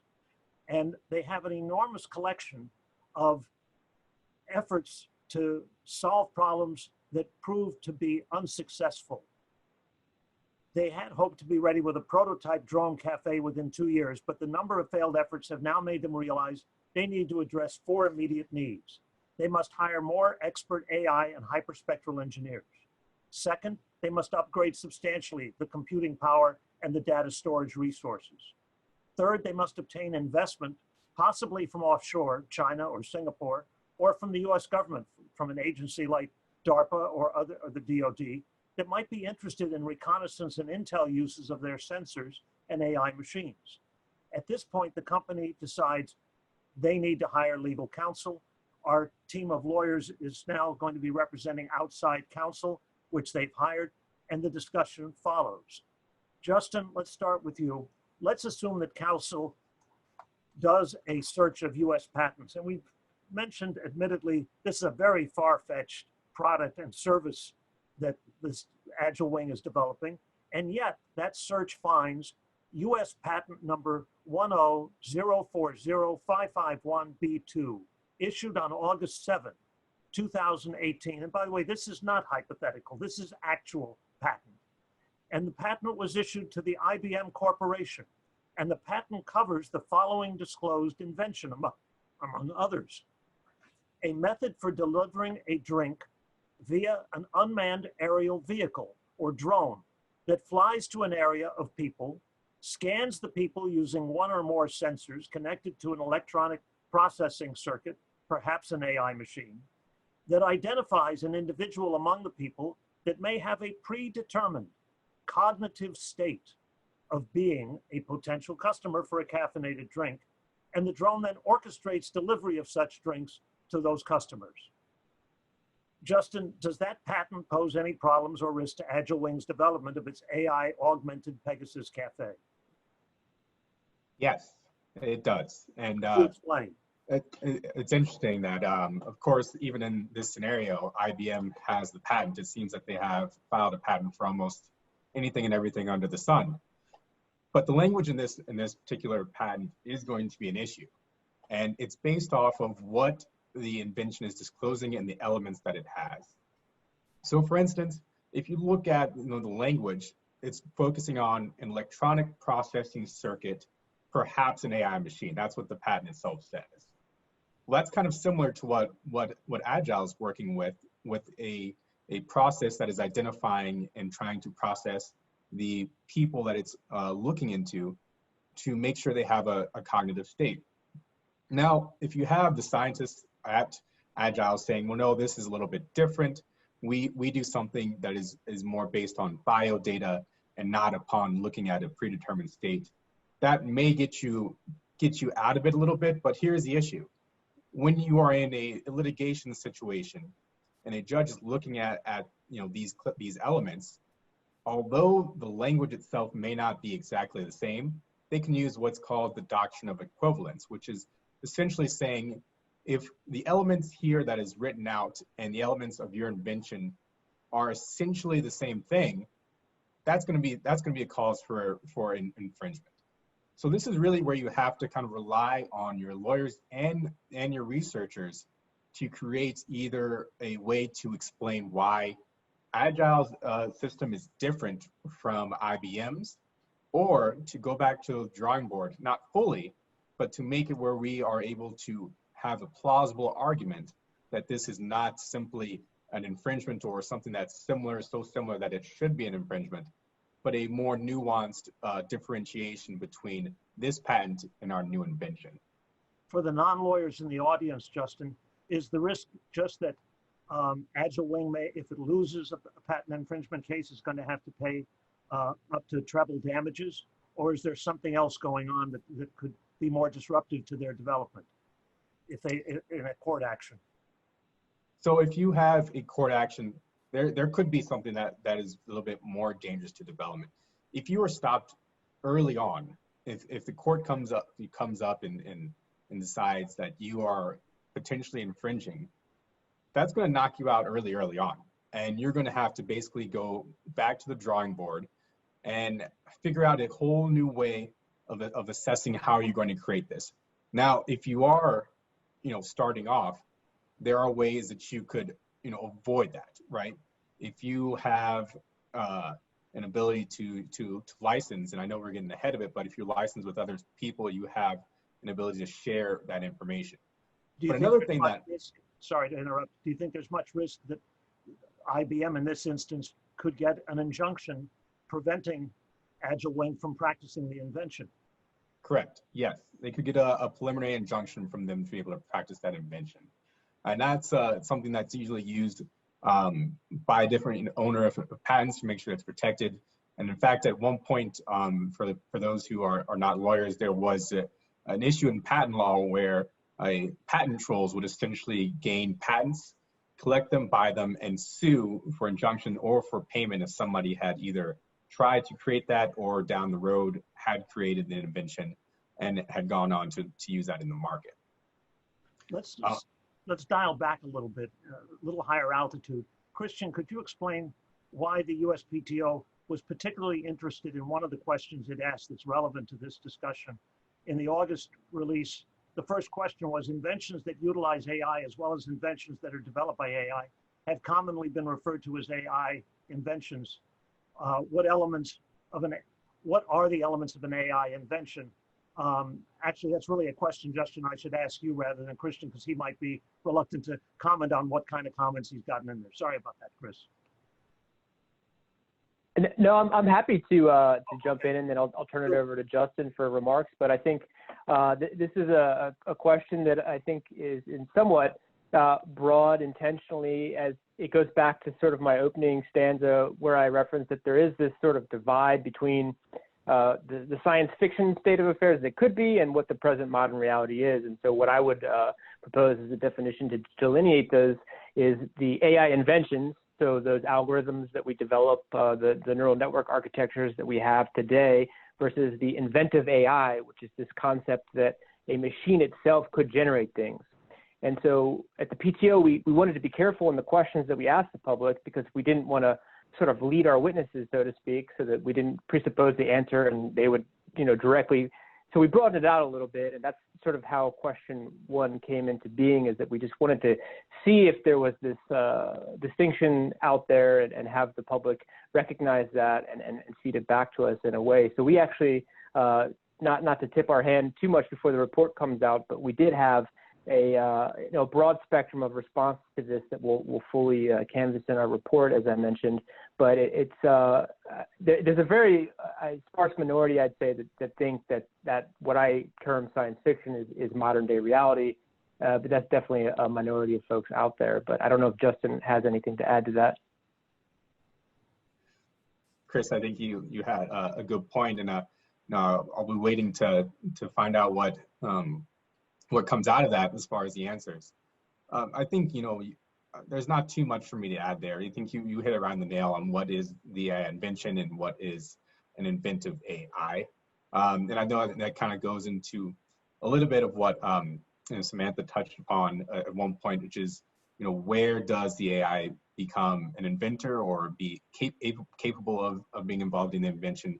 Of course, it's been noted afterwards that the actual artificial intelligence will not be considered an inventor at the end of the day. But Chris, I think you had a good point there. Well, we know from case law that simians can't hold copyrights, even if they do selfies with a camera. Christian, could you comment on the significance of the USPTO's decision in January of this year on the application from the Israeli company Flashpoint IP Limited that listed a single inventor and gave as the given name or first name Debevoise, D-A-B-U-S, and as its family or surname, quote, invention generated by artificial intelligence, unquote. Sure, yeah, very, very interesting development there. This is the first time the USPTO has come out publicly with a position on whether or not machines can appropriately be deemed inventors. Under U.S. law, there's a notion of conception in a legal sense that for any invention or any inventor to be appropriately named to some subject matter, you would have to, quote unquote, conceive in that legal sense of that invention. And so this petition decision regards a particular application which U.S. PTO employees can't comment on the specifics, but of course this is public, so I'm not saying anything that's not publicly available. But it's the first time the USPTO came out and said, when we look at the statutory text of Title 35 of the U.S. patent law, there are numerous references that can be interpreted to show the intent of Congress to say that inventions shall only be provided to human beings, right? So we can see in Section 101, which is our statute on patent subject matter eligibility, it says whoever. The dictionary definition of whoever lends itself to understanding of human beings. In Section 115, there's other examples for inventorship, who can be named. There's references to pronouns such as himself or herself as the inventor. And so you can find nothing that really hits you over the head, but when you look at the totality of the text in Title 35, it really is a strong statutory argument to say that patents only inure to human beings. And just really quickly, just if you think about the sort of policy level of this, right? If the patent system exists to spur innovation, if you can have this AGI that's out there that's raison d'etre to just invent, at what point does it need the patent system to incentivize such innovation? So that's an interesting thought experiment. I think you can all arrive at your own conclusions upon thinking on that. But yeah, that's sort of that major development in that particular application saw this petition decision that says the USPTO subscribes to the notion that only human beings can be named inventors on patents. And it takes a human being to sign a patent application also to provide the certifications. I don't think an AI machine could offer anything regarding a certification, at least not in its current iterations. Absolutely. There's a whole host of technical things that a machine likely couldn't do in the patent process. Megan, we've got just a few minutes before we take our second break.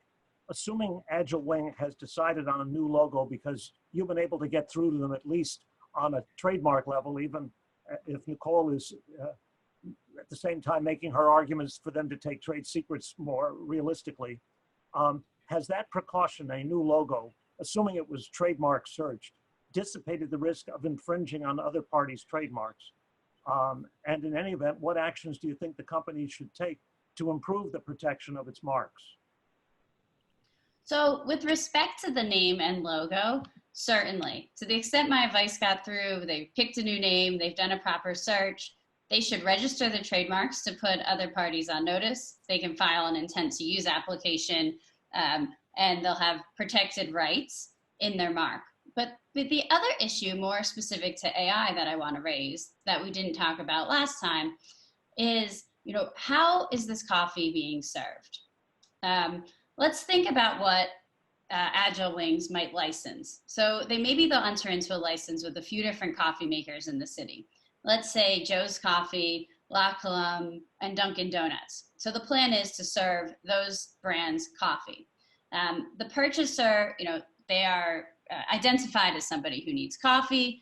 They wave their hand to acknowledge that they want coffee. They might think they're getting Joe's Coffee, but what if the algorithm isn't able to correctly figure out what they want and they get Dunkin' Donuts? Here's this concept of brand washing that we see with the introduction of AI making our purchasing decisions. And that's a real danger to trademarks for a few reasons. One, consumers might not know what they're actually getting, and they're not selecting based on the brand's name and reputation. And two, If this consumer thinks she got Joe's coffee, but instead is drinking Dunkin' coffee, which she doesn't like, like my dad, does she have any way of knowing through this limited quick transaction? So it really matters how Agile Wings is going to deliver the coffee, how they're going to brand the coffee. But let's think about this another way. So you tell your Amazon Alexa or your Google Home to order Bounty paper towels, and a brand called Bonty shows up, B-O-N-T-Y. What's happening here? Was the algorithm confused? Can Bounty bring a successful claim for trademark infringement? Like I said, the test is likelihood of confusion, but can AI actually be confused? Right now, there's a general assumption in the industry that if this type of problematic transaction happens, is that the AI provider will be held to a contributory liability standard. And that's how online marketplaces and search engines like Google, that's the standard they're held to right now. So there's no liability unless you knew or you should have known that there was a problem or a counterfeit. First of all, I disagree with that test and think it should be broader, but that's a topic for another conversation. But second, that's going to be pretty hard to show, that a provider or even a computer knew or should have known that they were sending the wrong product. So this will be incredibly interesting to follow, because trademark law traditionally focuses on visual, conceptual, and phonetic similarity in assessing two potentially confusing trademarks. In the paper towel example, phonetic becomes really the only variable. So what does this do to the likelihood of confusion test? Bringing it back to the coffee example, if they get the wrong coffee from this drone, how is the average consumer, is the average consumer going to be confused if it's AI making this selection? So brand owners and lawyers like me, we're really going to have to dig deep and reevaluate the strength of infringement theories, because new rules might apply with this new technology. Initial interest and point of sale confusion with the AI technology making the decisions, that might not be a thing anymore. So we might have to focus more on post-sale confusion. What happens after you get the coffee? What happens after you get the product? If our buyer gets dunked at Dunkin' and she's confused into thinking that it's Joe's, that devalues Joe's, and that's a problem. But the trademark laws don't exactly match what you do about that. Well, Megan, you said something which I would rather we go a little bit into our break time on, and we'll extend that accordingly. And it went off sort of like a flare on a dark field. Uh-oh. And AI, well, that's a good thing. And the flares come down slowly and they illuminate, at least while they're on. I didn't want to wait till that went out. Can AI be confused? Marc, Jason, would you like to offer some a response on that question, which Megan rather interestingly teed up for us? Great question, yes. It's quite easy to confuse AIs.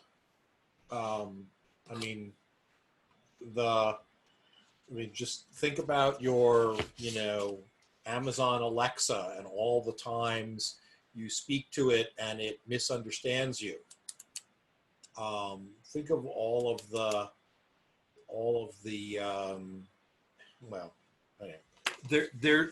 it's easy to confuse them. That's what the whole training process is a sort of a trade-off on. It's like, do I spend more effort training it? That makes it more expensive. That takes more time. Or do I say this is good enough? And we've gotten to the point where in a lot of the kinds of tasks that we give recognition algorithms, we consider 95, 99, 99.5, 99.9. We consider those kinds of performance bars as kind of good sort of thresholds. 95, it turns out, it lets you take a piece of text and read it and recognize what it is. It's not good enough for really precise work. So you could sort of demand higher levels of precision in the recognition, but that costs you in CPU power, in memory, in training time, and all kinds of other stuff. Jason, did you want to add anything before we take our break? No, I think Marc covered it, except for the, I think, we have this thing called a confusion matrix where we measure how confused the algorithm is. And so it's a real thing. And now, of course, the AI isn't feeling confused, feels nothing, right? So, there's you can't attribute any confusion to the AI itself. It is just wrong in some way. So it's not making the right classification that you're going to want Dunkin' Donuts or Joe's Coffee. But I'm right, aren't I, that AI doesn't tend to fail gracefully like humans do, and if it gets to something that's beyond its scope, it will just quit. Yeah, exactly. The yeah, AI, it doesn't degrade gracefully. It doesn't make judgments when what you're asking of it go beyond what it's trained to do. And so, yeah, the confusion, it's just wrong. It's wrong in a bad way. One last quick question. I take it we're going to be concerned about, sorry? I have a question for Jason. So when you were talking about self-driving cars, if it was left with basically something that it wasn't programmed to do, would it just stop driving? It depends on, so that comes down to what the company decides as far as what is the safety backup. If I don't know what's going on, what do I do? Because stopping driving in the middle of the highway is probably a bad idea. But if I'm in a suburban area, pulling over and parking if I'm confused is probably not a bad idea. So that's one of the interesting things about the self-driving cars is that you'll see people talk about different levels of self-driving cars, and the ones that we're seeing are pretty good in general situations. But weird situations seem to happen every time I drive. So they're not 100% yet. They're pretty cool, but if it's not trained to do something, it's not going to respond well, and you'd have to fall back on some kind of safety protocol to keep people safe in that case. Nicole, when Charles and I were writing our chapter on that particular subject, we delved into that particular problem, and one of the issues that comes up is if the autonomous vehicle is trying to navigate to a particular location and it's relying on getting it's mapping data from a satellite and it loses connection with that satellite, you need to be able to program it, if it gets lost, to pull over in a default mode and not stop in the middle of the traffic lane. Having done that on the German Autobahn, I can tell you it's not fun to be a passenger when that happens. Let's take a 10-minute break and we'll resume in 10 minutes, but I really have enjoyed this conversation. I'm looking forward to starting stage 3 when we come back.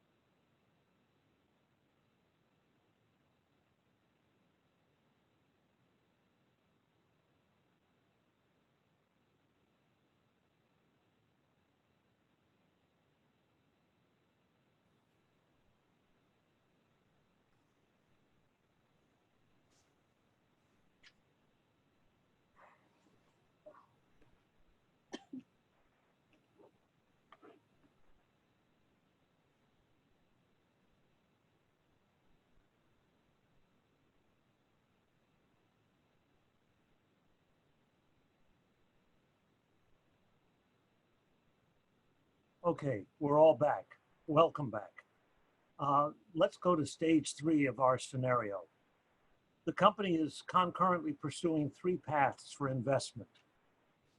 It's in negotiations, at least preliminarily, with a group of Chinese universities who are offering a considerable investment. These Chinese universities, as is common with the military fusion with the civilian world that is occurring throughout the People's Republic of China, has rather strong links with the Chinese military. Now they're offering to invest, but in exchange, they want to place an observer on the company's board of directors and 1 observer in each of the AI and sensor development engineering teams. That's the first option. The second option is that a major Silicon Valley tech firm has learned about them somehow, wants to invest, but wants the development accelerated by having 4 of its engineers seconded to Agile Wing to use this big tech firm's special ways of designing AI and source code to accelerate the process and get more return on their investment in shorter time. Third, DARPA and other DoD agencies are interested in providing perhaps the largest investment, but they want the company to divert its efforts into sensors to gather rather different sets of data. And for Agile Wing's AI engine, identify a different set of target profiles and VIPs. Let's consider those options in order. First, the investment by the Chinese universities with links to the military. And let me just go very quickly through 3 reasons why this would probably not be a good option for Agile Wing given its other alternatives that are in front of it.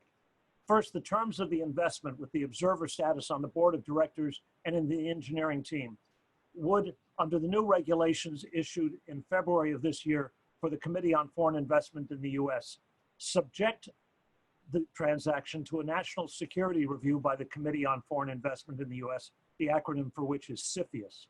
CFIUS would probably recommend to the President of the United States that the deal be blocked unless the parties agreed to accept quite restrictive conditions that the Chinese would probably not accept, such as denying them any access to material, non-public technical information about Agile Wing's AI. Second, much of Agile Wing's algorithms, source code, and technical data will be subject to US export controls in one form or another, and particularly in light of the fact that the Commerce Department announced about 1.5 years ago that they, under the requirements of the new Export Reform Act, are going to be considering and issuing identification of various emerging and foundational technologies as being worthy of enhanced export controls. And AI was prominently identified in that list. So such controls would, if issued, would require a license for export to the Chinese military end users and Chinese military end uses, which is clearly one of the reasons why they want their observers there.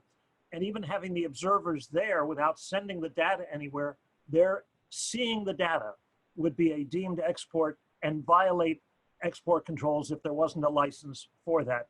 And I would add, there would probably be a presumption of denial by the US government if Agile Wing was to seek a license. And lastly, Agile Wing superficial information security, which Nicole, I believe, is going to succeed in getting them to improve, would make it vulnerable to the Chinese company's observers using their privileged access to misappropriate the company's most sensitive trade secrets, particularly since the military might be directing the Chinese company's activities. So let's push that possibility to the side. Let's consider the investment by the big Silicon Valley tech company that wants 4 of its engineers embedded in Agile Wing's design and develop engineering teams. Marc, as a practical matter, what problems might that pose to the development of the company's AI? And Jason, you can weigh in also, obviously. You know, pragmatically, if the Silicon Valley company and Agile Wing have entirely different approaches, you'll end up with a struggle between the 2 parts of the development team over which to use. You really can't use both. Well, you can if they're layered in the appropriate way. And so one of them is doing executive control and one of them is doing recognition or something. But That's a sort of a core question. There's a problem with who owns the result? What do they, when the relationship is ended, which you better be planning for because it's not a permanent thing.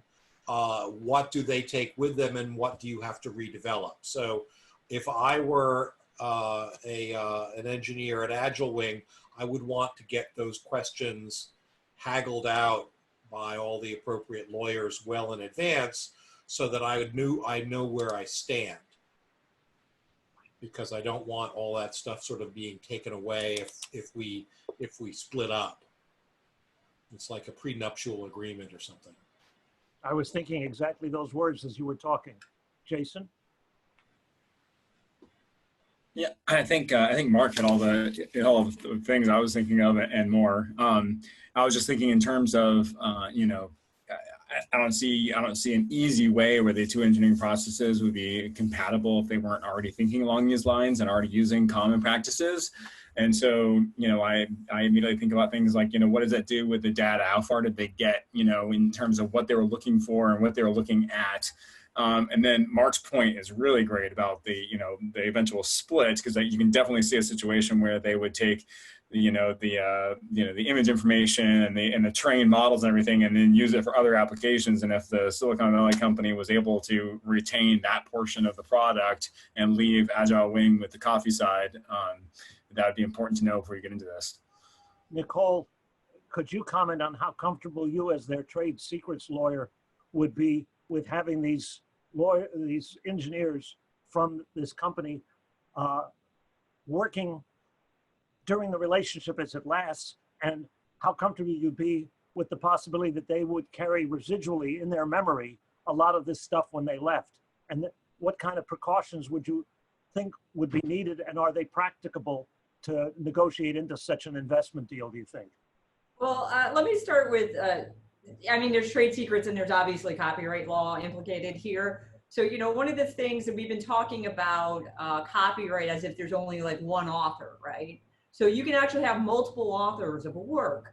It's called joint authorship, and basically to qualify as a co-author of a joint work, you have to have a mutual intention that your separate contributions be merged into separable and interdependent parts of a unitary whole, right? And if you're in the Second Circuit, which this company is, I believe it's Navy Yard.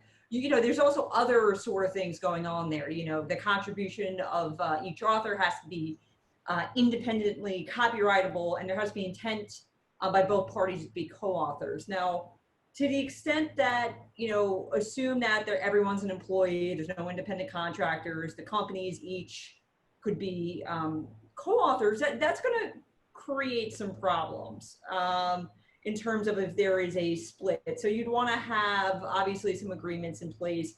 In terms of trade secret issues, there are a few, right? So one of which is when you're onboarding, I don't know if Agile Wing is technically onboarding or they're just working with them, but one of the issues is essentially how much IP that these engineers are coming in with from the Silicon Valley company, right? So they might be coming in, from what I understand, I don't write code, but from what I understand, a lot of people who write code, they recycle a lot of code.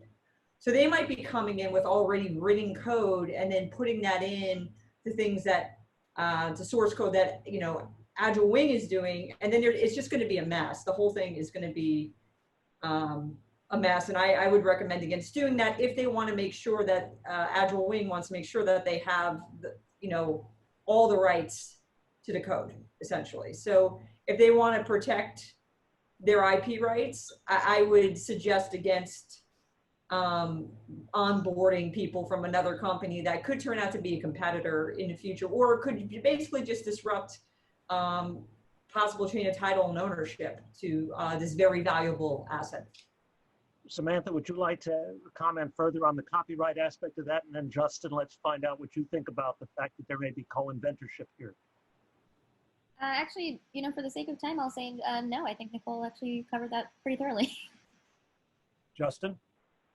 Nicole also kind of went into the concept of co-authorship, and that leads into co-inventorship as well.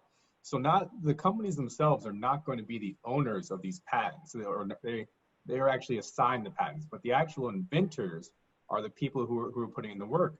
So in this case, if you have someone from a different company that maybe has a contract with their own company to assign their work to that company, then you're possibly going to have an issue with inventorship. You know, you don't want it to be a situation where, like Marc said, when you have the split, you know, we have certain parts of the patent that actually belong to our new investor, and that's going to become an issue with whether or not we are going to be able to work that. Now, it could be, you know, fixed with, you know, potentially co-licensing, but then that goes back down to, you know, what is it worth? Is it something that their information is so fundamental to what we need that we can't work without that? Then that might be an avenue you want to go back to. But I think it's something that you have to think about before you bring in these outside inventors. Thank you. Well, let's consider funding of Agile Wings AI development now by the DoD or one of its agencies, such as DARPA. And Jason, could you put on your military hat briefly for this purpose? We're calling on you as a military expert to this extent. Could you, to the extent you comfortably can, could you illuminate some of the possible purposes that the DoD or DARPA might want to achieve with a change in Agile Wings hyperspectral imaging sensor package, and in what the ground station's AI might be redesigned or retrained to identify as target profiles, and let's call them euphemistically VIPs? Sure. So I've got my military hat on, but again, still just me, Jason, Cody, and my own personal opinion.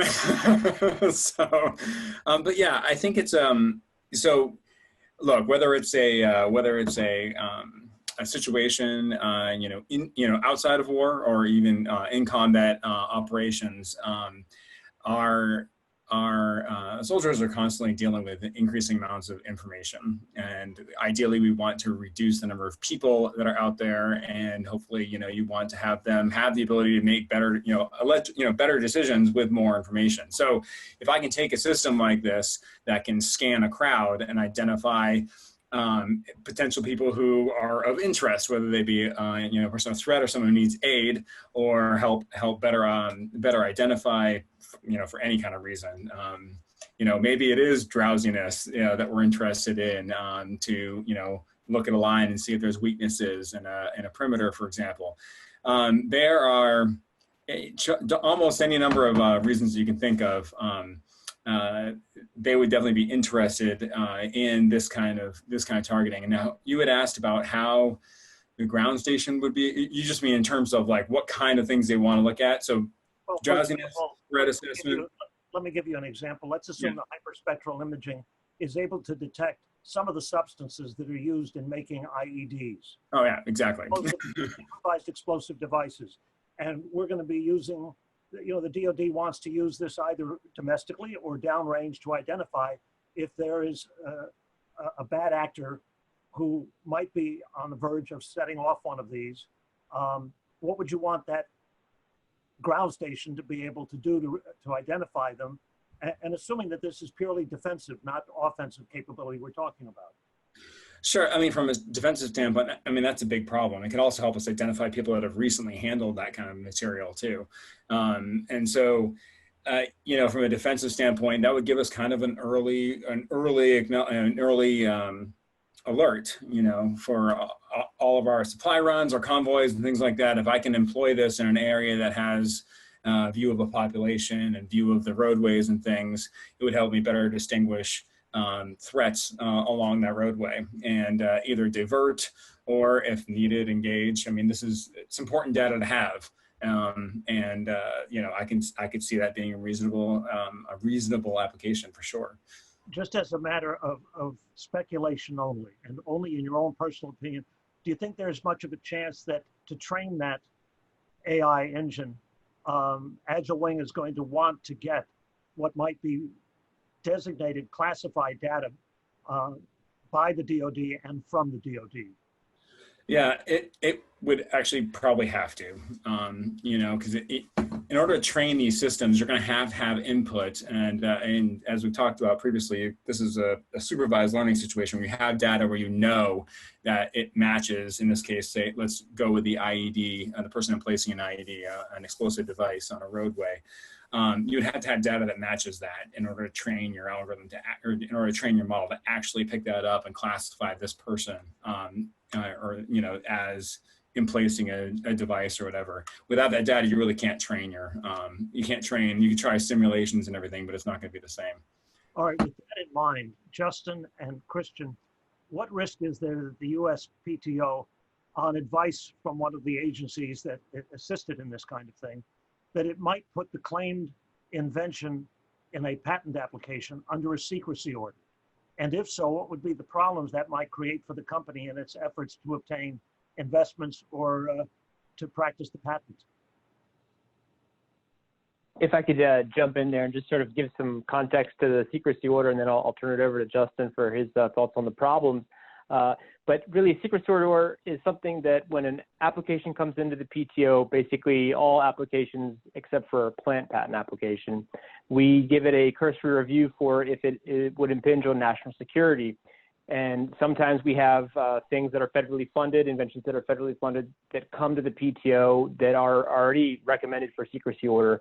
But what that effectively does, if there's a decision after a review to say that there is a secrecy order that should be placed on the application, what that does is it basically makes issuance of the patent impossible until the secrecy order is lifted. So the prosecution of the patent can continue, but until that secrecy order is lifted on whatever that application is, it's not able to be granted as a patent. And so I'll keep that at a high level, but basically these things last for 1 year, but they can be extended indefinitely.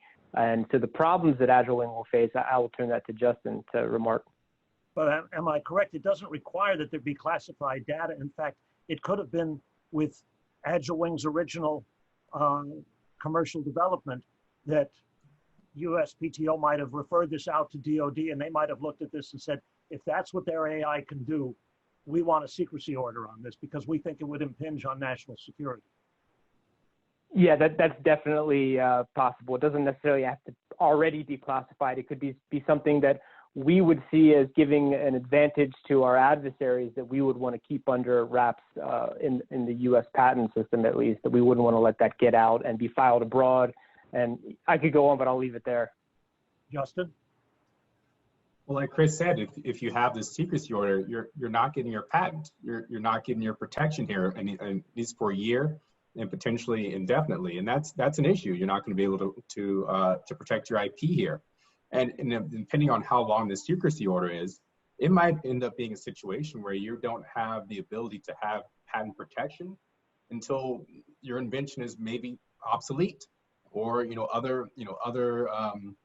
other people in the market have figured it out or have done something similar to that, and now you no longer have that advantage you would have had by getting that patent in the first place. So that's the big issue.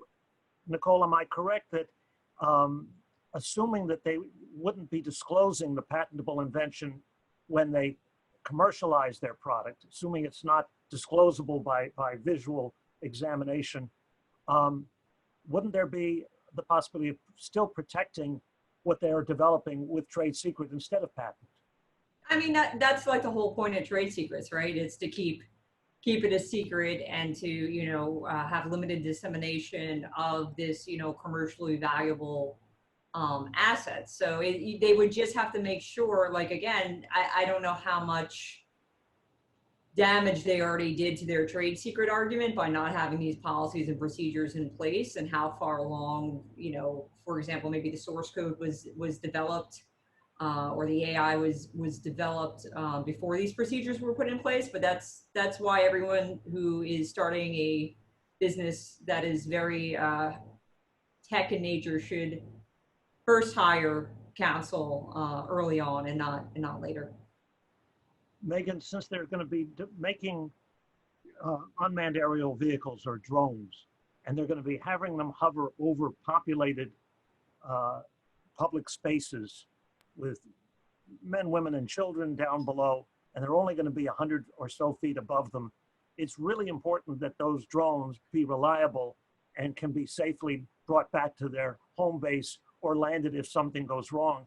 But that might be a problem if the company gets in its supply chain counterfeit electronic parts, especially for the mission critical components of the drone and sensor package. Are there any actions Agile Wing should consider taking to reduce those risks? Yeah, absolutely. Because it is, like you said, it's so important to protect yourself, not only from liability, but you need to protect the health and safety of your workers, your consumers, and the general public who you're hovering over, like you just said.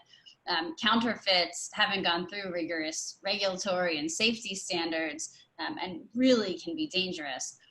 So some tips, the first tip is educate yourself about counterfeits. Know what you're buying, know who sells the product, how is it usually sold, and what to look out for. It's really important to take that step. 2, look at the price of what you're purchasing. If you're getting a price that's just too good to be true, it probably is too good to be true. So really pay attention to who's selling things. Inspect the product, inspect the packaging, and pay attention to where it comes from. So for instance, if you're getting a shipment and the packaging is bare, there's no contact information for the manufacturer, there's bad grammar on the package or in the transactions, misspellings, you need to use your spidey sense and red flags, investigate. And then finally, confirm affiliations and certifications. So, if you're not buying from the company itself, there are ways to confirm if it's a certified dealer, if there's an affiliation. Do your research, know who you're buying from. It couldn't be more important. And notably, this is an issue, not only there's already liability for it, but it was recently taken up by Congress in the Shop Safe Act, which was introduced in recent months. And here, for counterfeits that come into the United States that pose a risk to the health and safety of consumers, there's going to be a strict liability provision if this passes on the sellers of these products. So it's not directly related to Agile Wing now, but it's putting a lot of liability on online marketplaces, and it definitely is something that can trickle over. I'm not sure the bill is the right standard, but it is one that is getting a lot of attention right now, especially because of all of the counterfeit PPE and other products related to the pandemic that have been coming in and posing a health risk. So you really need to pay attention to it. Well, before we close our review of the possibility of getting DoD funding, would anyone else on the panel like to comment before I offer a few observations from my perspective as a national security lawyer? Okay, let me look at a few of the advantages that they would get if they went with DoD funding. First, if a secrecy order is applied, that would not prevent Agile Wing from receiving the DoD funding and from performing the developmental contract for the DoD because they can disclose it to that particular customer. Second, Agile Wing could negotiate to have the contract include a particular standard DoD clause from the federal acquisition regulations, even if it was the DoD was using something which it's increasingly using called other transaction authority agreements or OT agreements, to which the federal acquisition regulations and defense federal acquisition regulations supplements, which provide standard contract clauses by requirement, don't apply to. You often can borrow clauses from there intact and put them in these OT agreements. And there's a particular one that we would want to advise them to negotiate to get, which is called authorization and consent. And what that basically provides is that the US government authorizes and consents to Agile Wing's use and manufacture in performing the DoD contract any invention described in and covered by a US patent. In short, that clause authorizes Agile Wing to practice the invention covered by any US patent, including IBM's drone delivery of a drink patent. IBM would be barred from suing Agile Wing. It could only sue the US government, could only recover a reasonable royalty, which is far less than actual damages. There would be no risk of treble damages. And most importantly, IBM could not obtain a court-issued injunction ordering Agile Wing to stop practicing the inventions, at least in performance of its DoD contract. Agile Wing would not have any of those benefits if it accepted investments from China or from Silicon Valley. Now, those benefits don't come without drawbacks. And there are a few, which I'll just mention very briefly, and then we'll take it to the next stage. Depending upon what the parties negotiate in the OT agreement, the Department of Defense will probably get in the near term rights to use for any government purpose the tech data and software developed with its funds. And in the long term, at least 5 years, but sometimes longer, those rights will convert to unlimited rights, meaning that the US government can release the data and source code to any of Agile Wing's competitors. Now, if that's 8 years down the road, that might not be so bad, but companies do find that gives them a moment of trepidation. Also, any invention that Agile engineers conceive or reduce to first actual practice in performance of the DoD contract must be promptly reported to the US government, and the US government will thereupon get a worldwide royalty-free, non-exclusive license to practice any such inventions, whether or not they're patented. Now, there are ways to manage that risk. For example, if Agile has conceived the invention before the contract starts, it may rush to reduce it to actual practice so that neither of those events occurs during performance of the contract, and we can come back to that if we have time later. So, stage 4. The company decided to go with finance options 2 and 3, but they didn't put the high-tech company's engineers inside. It has developed its prototypes and begun testing them. In doing so, it has either conceived patentable inventions, which we've talked about already, or reduced some to patents. It is seeking to license coffee blends and trademarks from some small local places in the New York City area, and Megan mentioned a few of the best candidates, perhaps. Its prototypes have performed, however, inconsistently, and sometimes identify as VIP persons with no interest in coffee who do not like it. Other times, for some reason, possibly having to do with the data or something else going on, it tends to favor people who are not of color, who are well-dressed, and it makes its offers to them first. In other words, it identifies them as greater likelihood of being VIPs, and so they get the first offers, and there is a distinct psychological impact on people seeing the drone offer it to some people and not others, leaving aside the question of privacy. The company, in the meantime, has lost some of its key engineers to a competitor, and they have taken their laptops with them, which they own, but which contain company trade secrets. Well, why don't we ask first our AI experts what they think may have caused that racial bias, and let's assume there was also gender bias, that it was offering drinks more to men than to women. Where do you think that came from? And does it suggest to you that they've not dealt with the data up front, or that somebody may have hacked in who's a competitor hoping to taint their reputation by tarnishing their product's performance? I mean, you know, the rule of thumb is don't attribute to malice what can be attributed to incompetence. If their training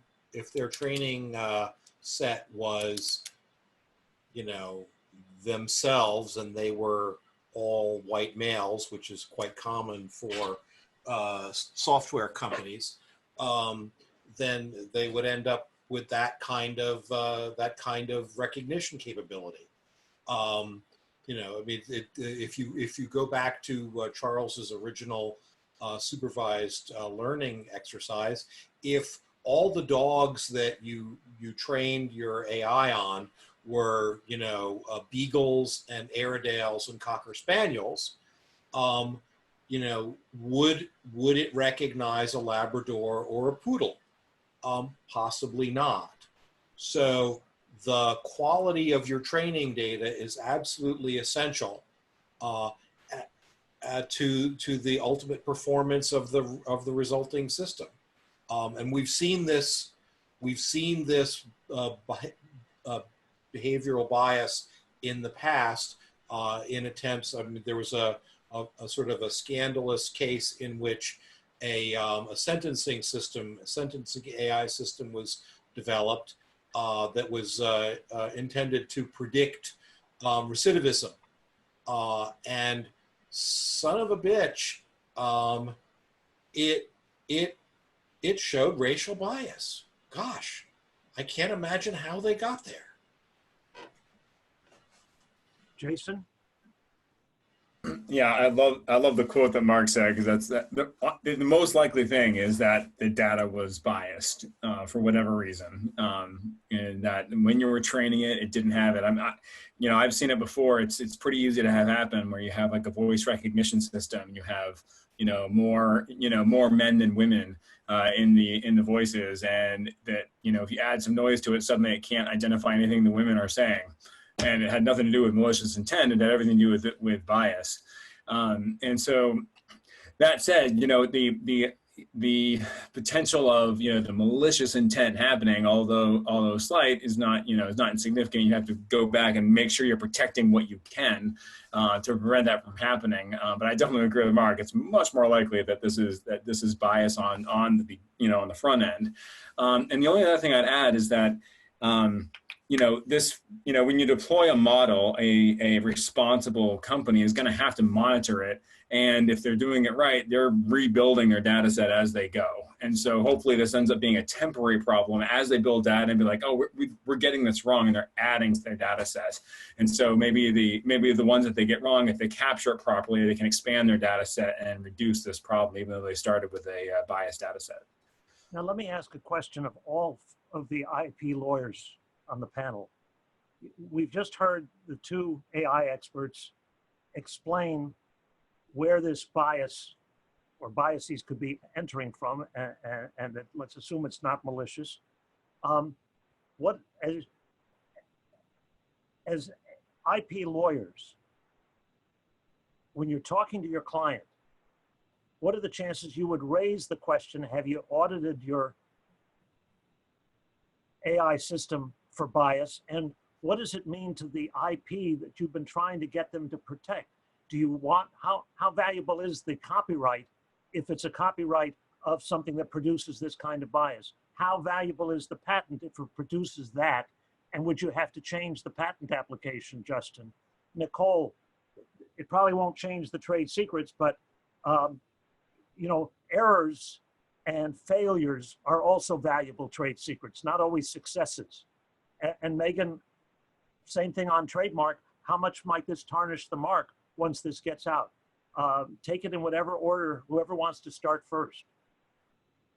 I'll start. So in terms of implicit bias in IP, it has been coming up more and more. I can't remember which company. I'm kind of happy I can't remember the name of the company because I know this is being recorded. But I remember hearing probably maybe about 3 years ago about a big West Coast company basically using AI to determine hiring, and they looked at their top performing executives and what have you, and they implement this program, and I believe the results were that the program kept picking white men who did triathlons, who I believe went to Stanford. I'm not sure if that's, it might not be Stanford, but it was something like very weird, niche, and specific. The triathlon piece sticks out of my mind. So I think more and more lawyers are becoming aware of this. I know in New York, we do diversity training as well now. I don't know how many lawyers would flag that, but I particularly remember that story because it's not only a tech issue, but it's an employment law issue to the extent that you're implementing AI to make potentially decisions concerning discrimination concerning employees, which is a very serious thing. That being said, I think I might be going off course because I'm trying to remember the original question that you posed to me. I was asking how much you felt this might affect the value of the IP if the IP is protecting something that contains these kinds of various serious reputation harming and customer damaging biases. And I'm mentioning this because, everybody that practices law who's interested in AI is wondering what might my specialty bring to the table. And I wanted to highlight that sometimes we have to go outside of our specialty areas and recognize some things that we just have to ask the questions on, even if we're not in the position of being a Marc Donner or a Colonel Cody and we could say, oh, I can tell bias when I see it. Samantha, you wanted to ask something, a comment. So I think, I mean, obviously this is something that we all have to be aware of, and you know, it's not a choice. But you know, does it affect the value of the IP? Absolutely. Look at the announcement from IBM this week that they're just abandoning facial recognition technology because of concerns about bias and diversity. Look at the announcement today about Amazon. They're no longer going to be licensing their facial technologies to the government for 1 year, acknowledging that there's issues of bias. So does it affect the value of the IP they're creating? Without question. But I think, you know, one thing that is sort of adjacent to this, but, you know, comes back to it, can AI form a malicious intent? Maybe not. But when we're talking about issues, you know, this goes back to what Megan was saying earlier, you know, can the AI, you know, could it really have, you know, known or should have known certain things? It may not be able to form that intent, but there's a big difference between talking about an ownership vacuum, you know, the issue that I was looking at. So if we can't agree that the human owns the copyright and we can't agree that the AI owns the copyright, well, maybe it just ends up in the public domain. Okay, ownership is a monetary concern. Fine. But when you start talking about the other side of that coin, which is infringement, can AI infringe? Well, first of all, there's a wonderful paper on this by Jeannie Fromer and Mala Chatterjee. I highly recommend it. But the stakes are much higher when you're looking at a harm that's been done. And instead of an ownership vacuum, you now have a liability vacuum. And that's not okay. So, you know, I think this is going to be a major challenge moving forward on both sides of that coin. But you know, I think we have no choice but to figure out how those rules move forward in the digital world as we start talking about AI, whether or not it can form intent the way that we view that for humans. Justin? Yeah, even in a patent perspective, and although it's, you know, it's tended to believe that patent is really just the nuts and bolts and it's the invention itself. Even in that perspective, do you want to have a patent on something that it's you know, its final and full form is going to have these implicit biases that are put into it? You know, that's going to be something that, again, you know, like we pointed out, like with IBM and Amazon, that's what you have a patent on. That's what you're trying to make money on. That's what you're trying to protect. So it's got to be something that you take into account when you're looking into, especially at early stages. Hey, we have a particular issue here that is going to be difficult for us to overcome and bring into the market. Now, you know, as you pointed out in the hypothetical, you know, they've already had stuff that's reduced to practice. Well, that's great. Maybe you can take some of the information that you've learned here, and you maybe have, you know, provisional patents on that or something that gives you to a next step. But is it going to be really worth it to go all the way through a patent application and potential infringement cases, all the whole gambit of patent law, to have a final product that, you know, at the end of the day, you know, may not be something that you want to bring out to the public? Megan, and then Marc. Look, similarly, from a technical perspective, it's not going to impact you securing or keeping a trademark. But with trademarks, your reputation is everything. So if you ruin your reputation, the trademark is worth nothing because nobody is going to want to buy your product if they don't, you know, you have a bad reputation. So really, I can just leave it at that, which is, you know, the only reason to have a trademark is to protect your valuable goodwill and reputation. And with that, you're really not looking at much. Marc, you wanted to make a comment. Yeah, one of the things that I wanted to make a distinction between two parts of this, because we've been treating three things as equivalent to one another. The machine learning system is a body of software that you feed a bunch of data in to train it. The result is a configuration called a model. Okay, and then we take the model and we show it other samples and ask it to answer questions about it. Is it a cat, or is it a dog, or is it not a dog? Or a potential customer, yes. Right, well, yeah, or a potential customer. But the point is that the The data that I use to train it is one thing. The model that I get from training the system is another thing. And the software that I feed the data into that creates the model is a third thing. In my mind, and I'm not a patent attorney and I don't play one on TV, in my mind, the patentable thing is the machinery, the algorithm that takes the data and creates the model. Whether the model itself is a patentable thing is beyond my comprehension, but it's certainly the case that there's an operational risk. I think of the failure that creates a biased model as an operational failure. You did not check your data.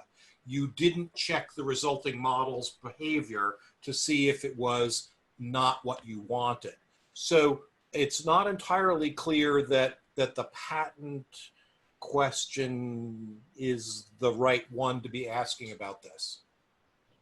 I asked it just because I wanted to make sure that we had an opportunity from all four forms of intellectual property in the US to see that these issues come up. We have about 7 minutes left, and we've also been granted the opportunity to go to a hard stop at 9:10 if we get further questions from the audience. But I'd like to give each of you an opportunity to make a sort of 1 minute closing statement that would include, most importantly, what concern you have for the future development of AI or IP related to it. So, you know, cast forward, not forecast necessarily, but what are you worried about?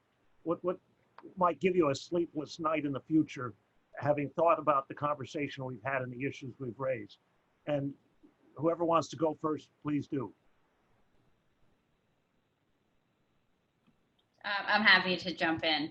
Of course, on the trademark perspective, and I highlighted this a little bit before, but I think there's a real concern among the trademark bar or the trademark community about the impact that AI may have on product selection and therefore the overall importance of trademarks. Trademarks are about protecting the consumer, and this new technology aims to make life easier for consumers. But if we don't pay attention, it could end up brand washing the product. And what I mean by that is if AI takes responsibility for setting brand preferences or default purchasing preferences, you know, such as when you say, Alexa, order me the cheapest paper towels, you know, to go back to that example. It can make it difficult for new companies or smaller companies to target customers at that critical point of sale. It can cause problems for startup companies. And, you know, will it eliminate brand preference altogether? You know, that seems a little far-fetched because we're, of course, still concerned about quality. But I can see a way where, you know, it's making it easier for consumers to order. Accountability goes out the window a little bit. Quality possibly decreases. And, you know, how valuable is a trademark in this brand-washed world? So it's a slippery slope. It's probably a little exaggerated, but definitely something to keep our eyes on. Thank you. Jason?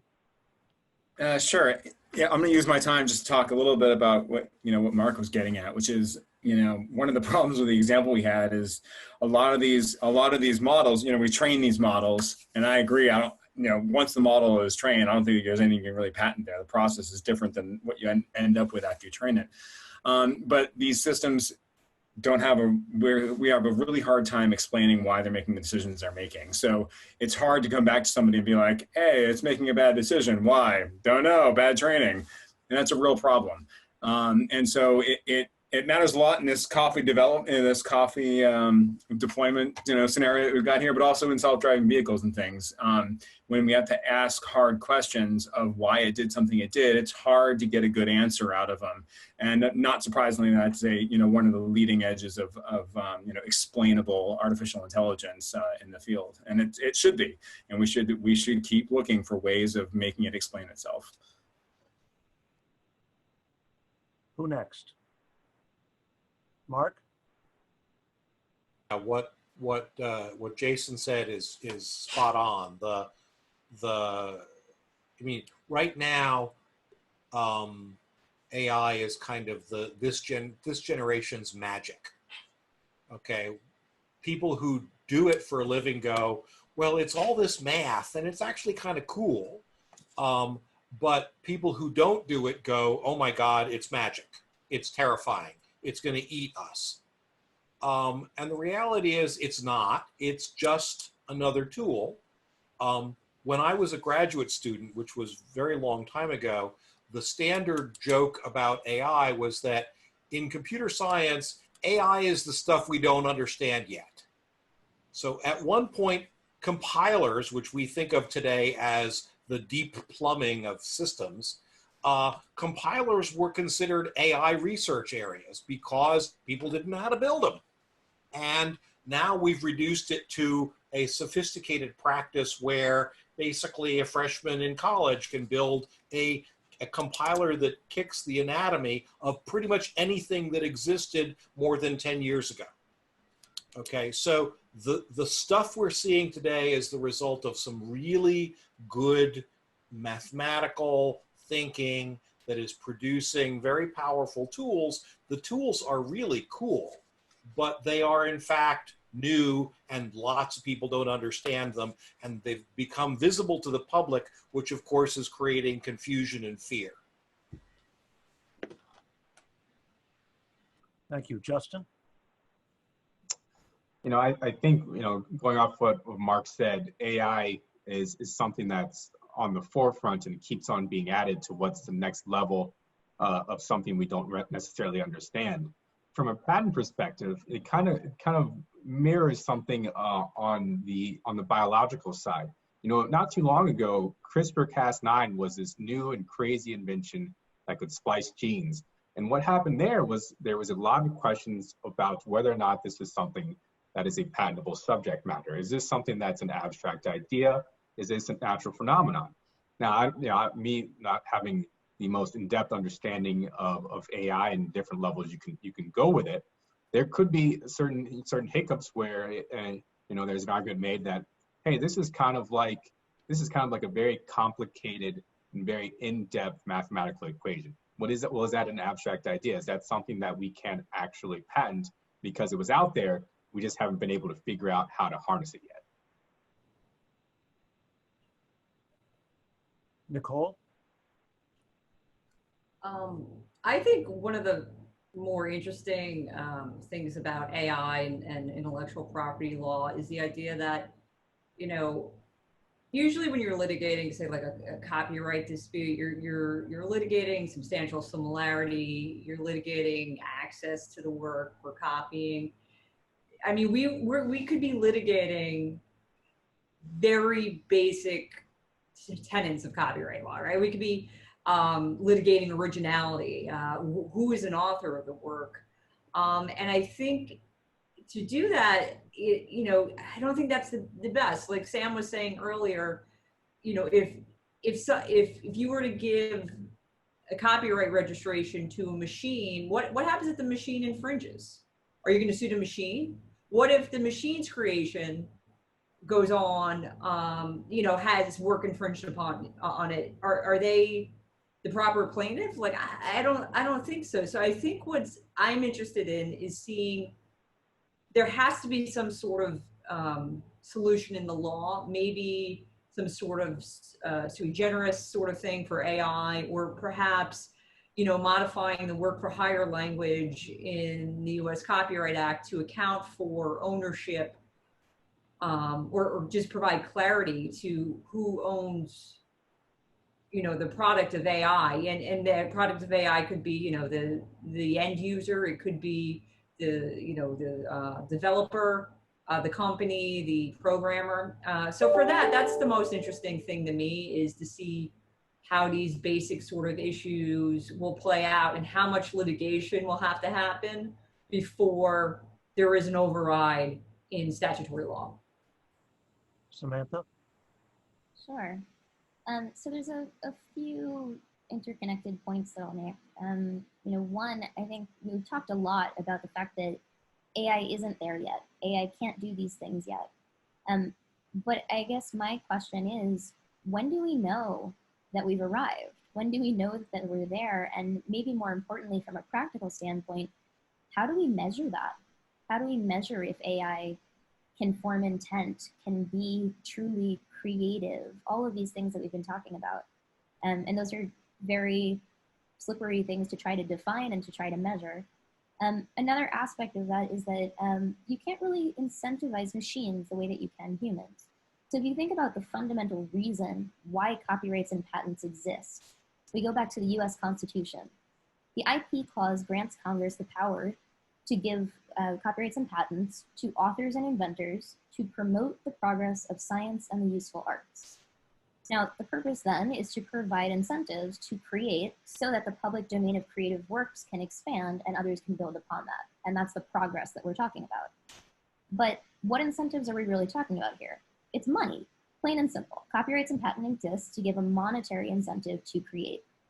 But AI doesn't need money to create. It doesn't need that incentive, and it won't respond to that incentive.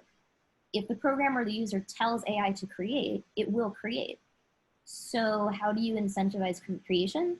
You incentivize the programmers and users to create and use that AI to create more works. So therefore, I think that that's why I think the human should really receive that incentive, the copyright or the patent. But it is also just practical. That's what makes sense if we really want to get to the heart of these issues. And the other thing I'll just end with is just, we recognize bias in algorithms. We recognize bias in facial recognition software and all of that. But just as we talk about bad data or missing data, I think we also need to be aware of situations when there are people who are affected by these algorithms and this AI whose voices aren't in the room being heard. And that's beyond just data.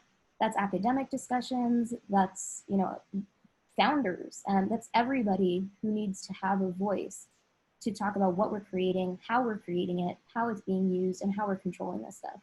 And I think just as we can give business non-legal advice to our clients, we can also do that for ourselves. Chris, are you comfortable expressing concerns?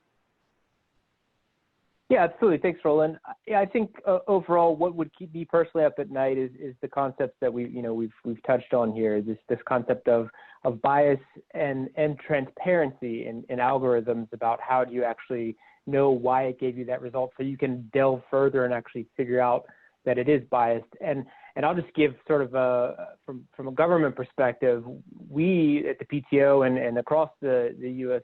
government and the executive branch at least are interfacing with foreign colleagues. So through the OECD, to the G20, in the IP community, the World Intellectual Property Organization, we're having all these conversations where we're sharing these concerns and we're trying to sort of set principles that nations around the world can subscribe to that will really govern those difficult aspects of AI. And with that in mind, we're working on frameworks that will hopefully guide some of the issues as they come up. But it's in the end, I think one of the most important points that I hope to transfer to the audience is that AI is just an augmentation of human beings. It's just another tool that we're using. But in the end, we are ultimately, as society, are responsible for how we use those tools and what effects they have on all of us. Let me add my own, if I may. We're all familiar with the digital divide. Some people are less aware of the fact that part of the digital divide opened by whether or not you knew how to type in the first place. Because if you can't type rapidly, you can't make much use of a computer's word processor.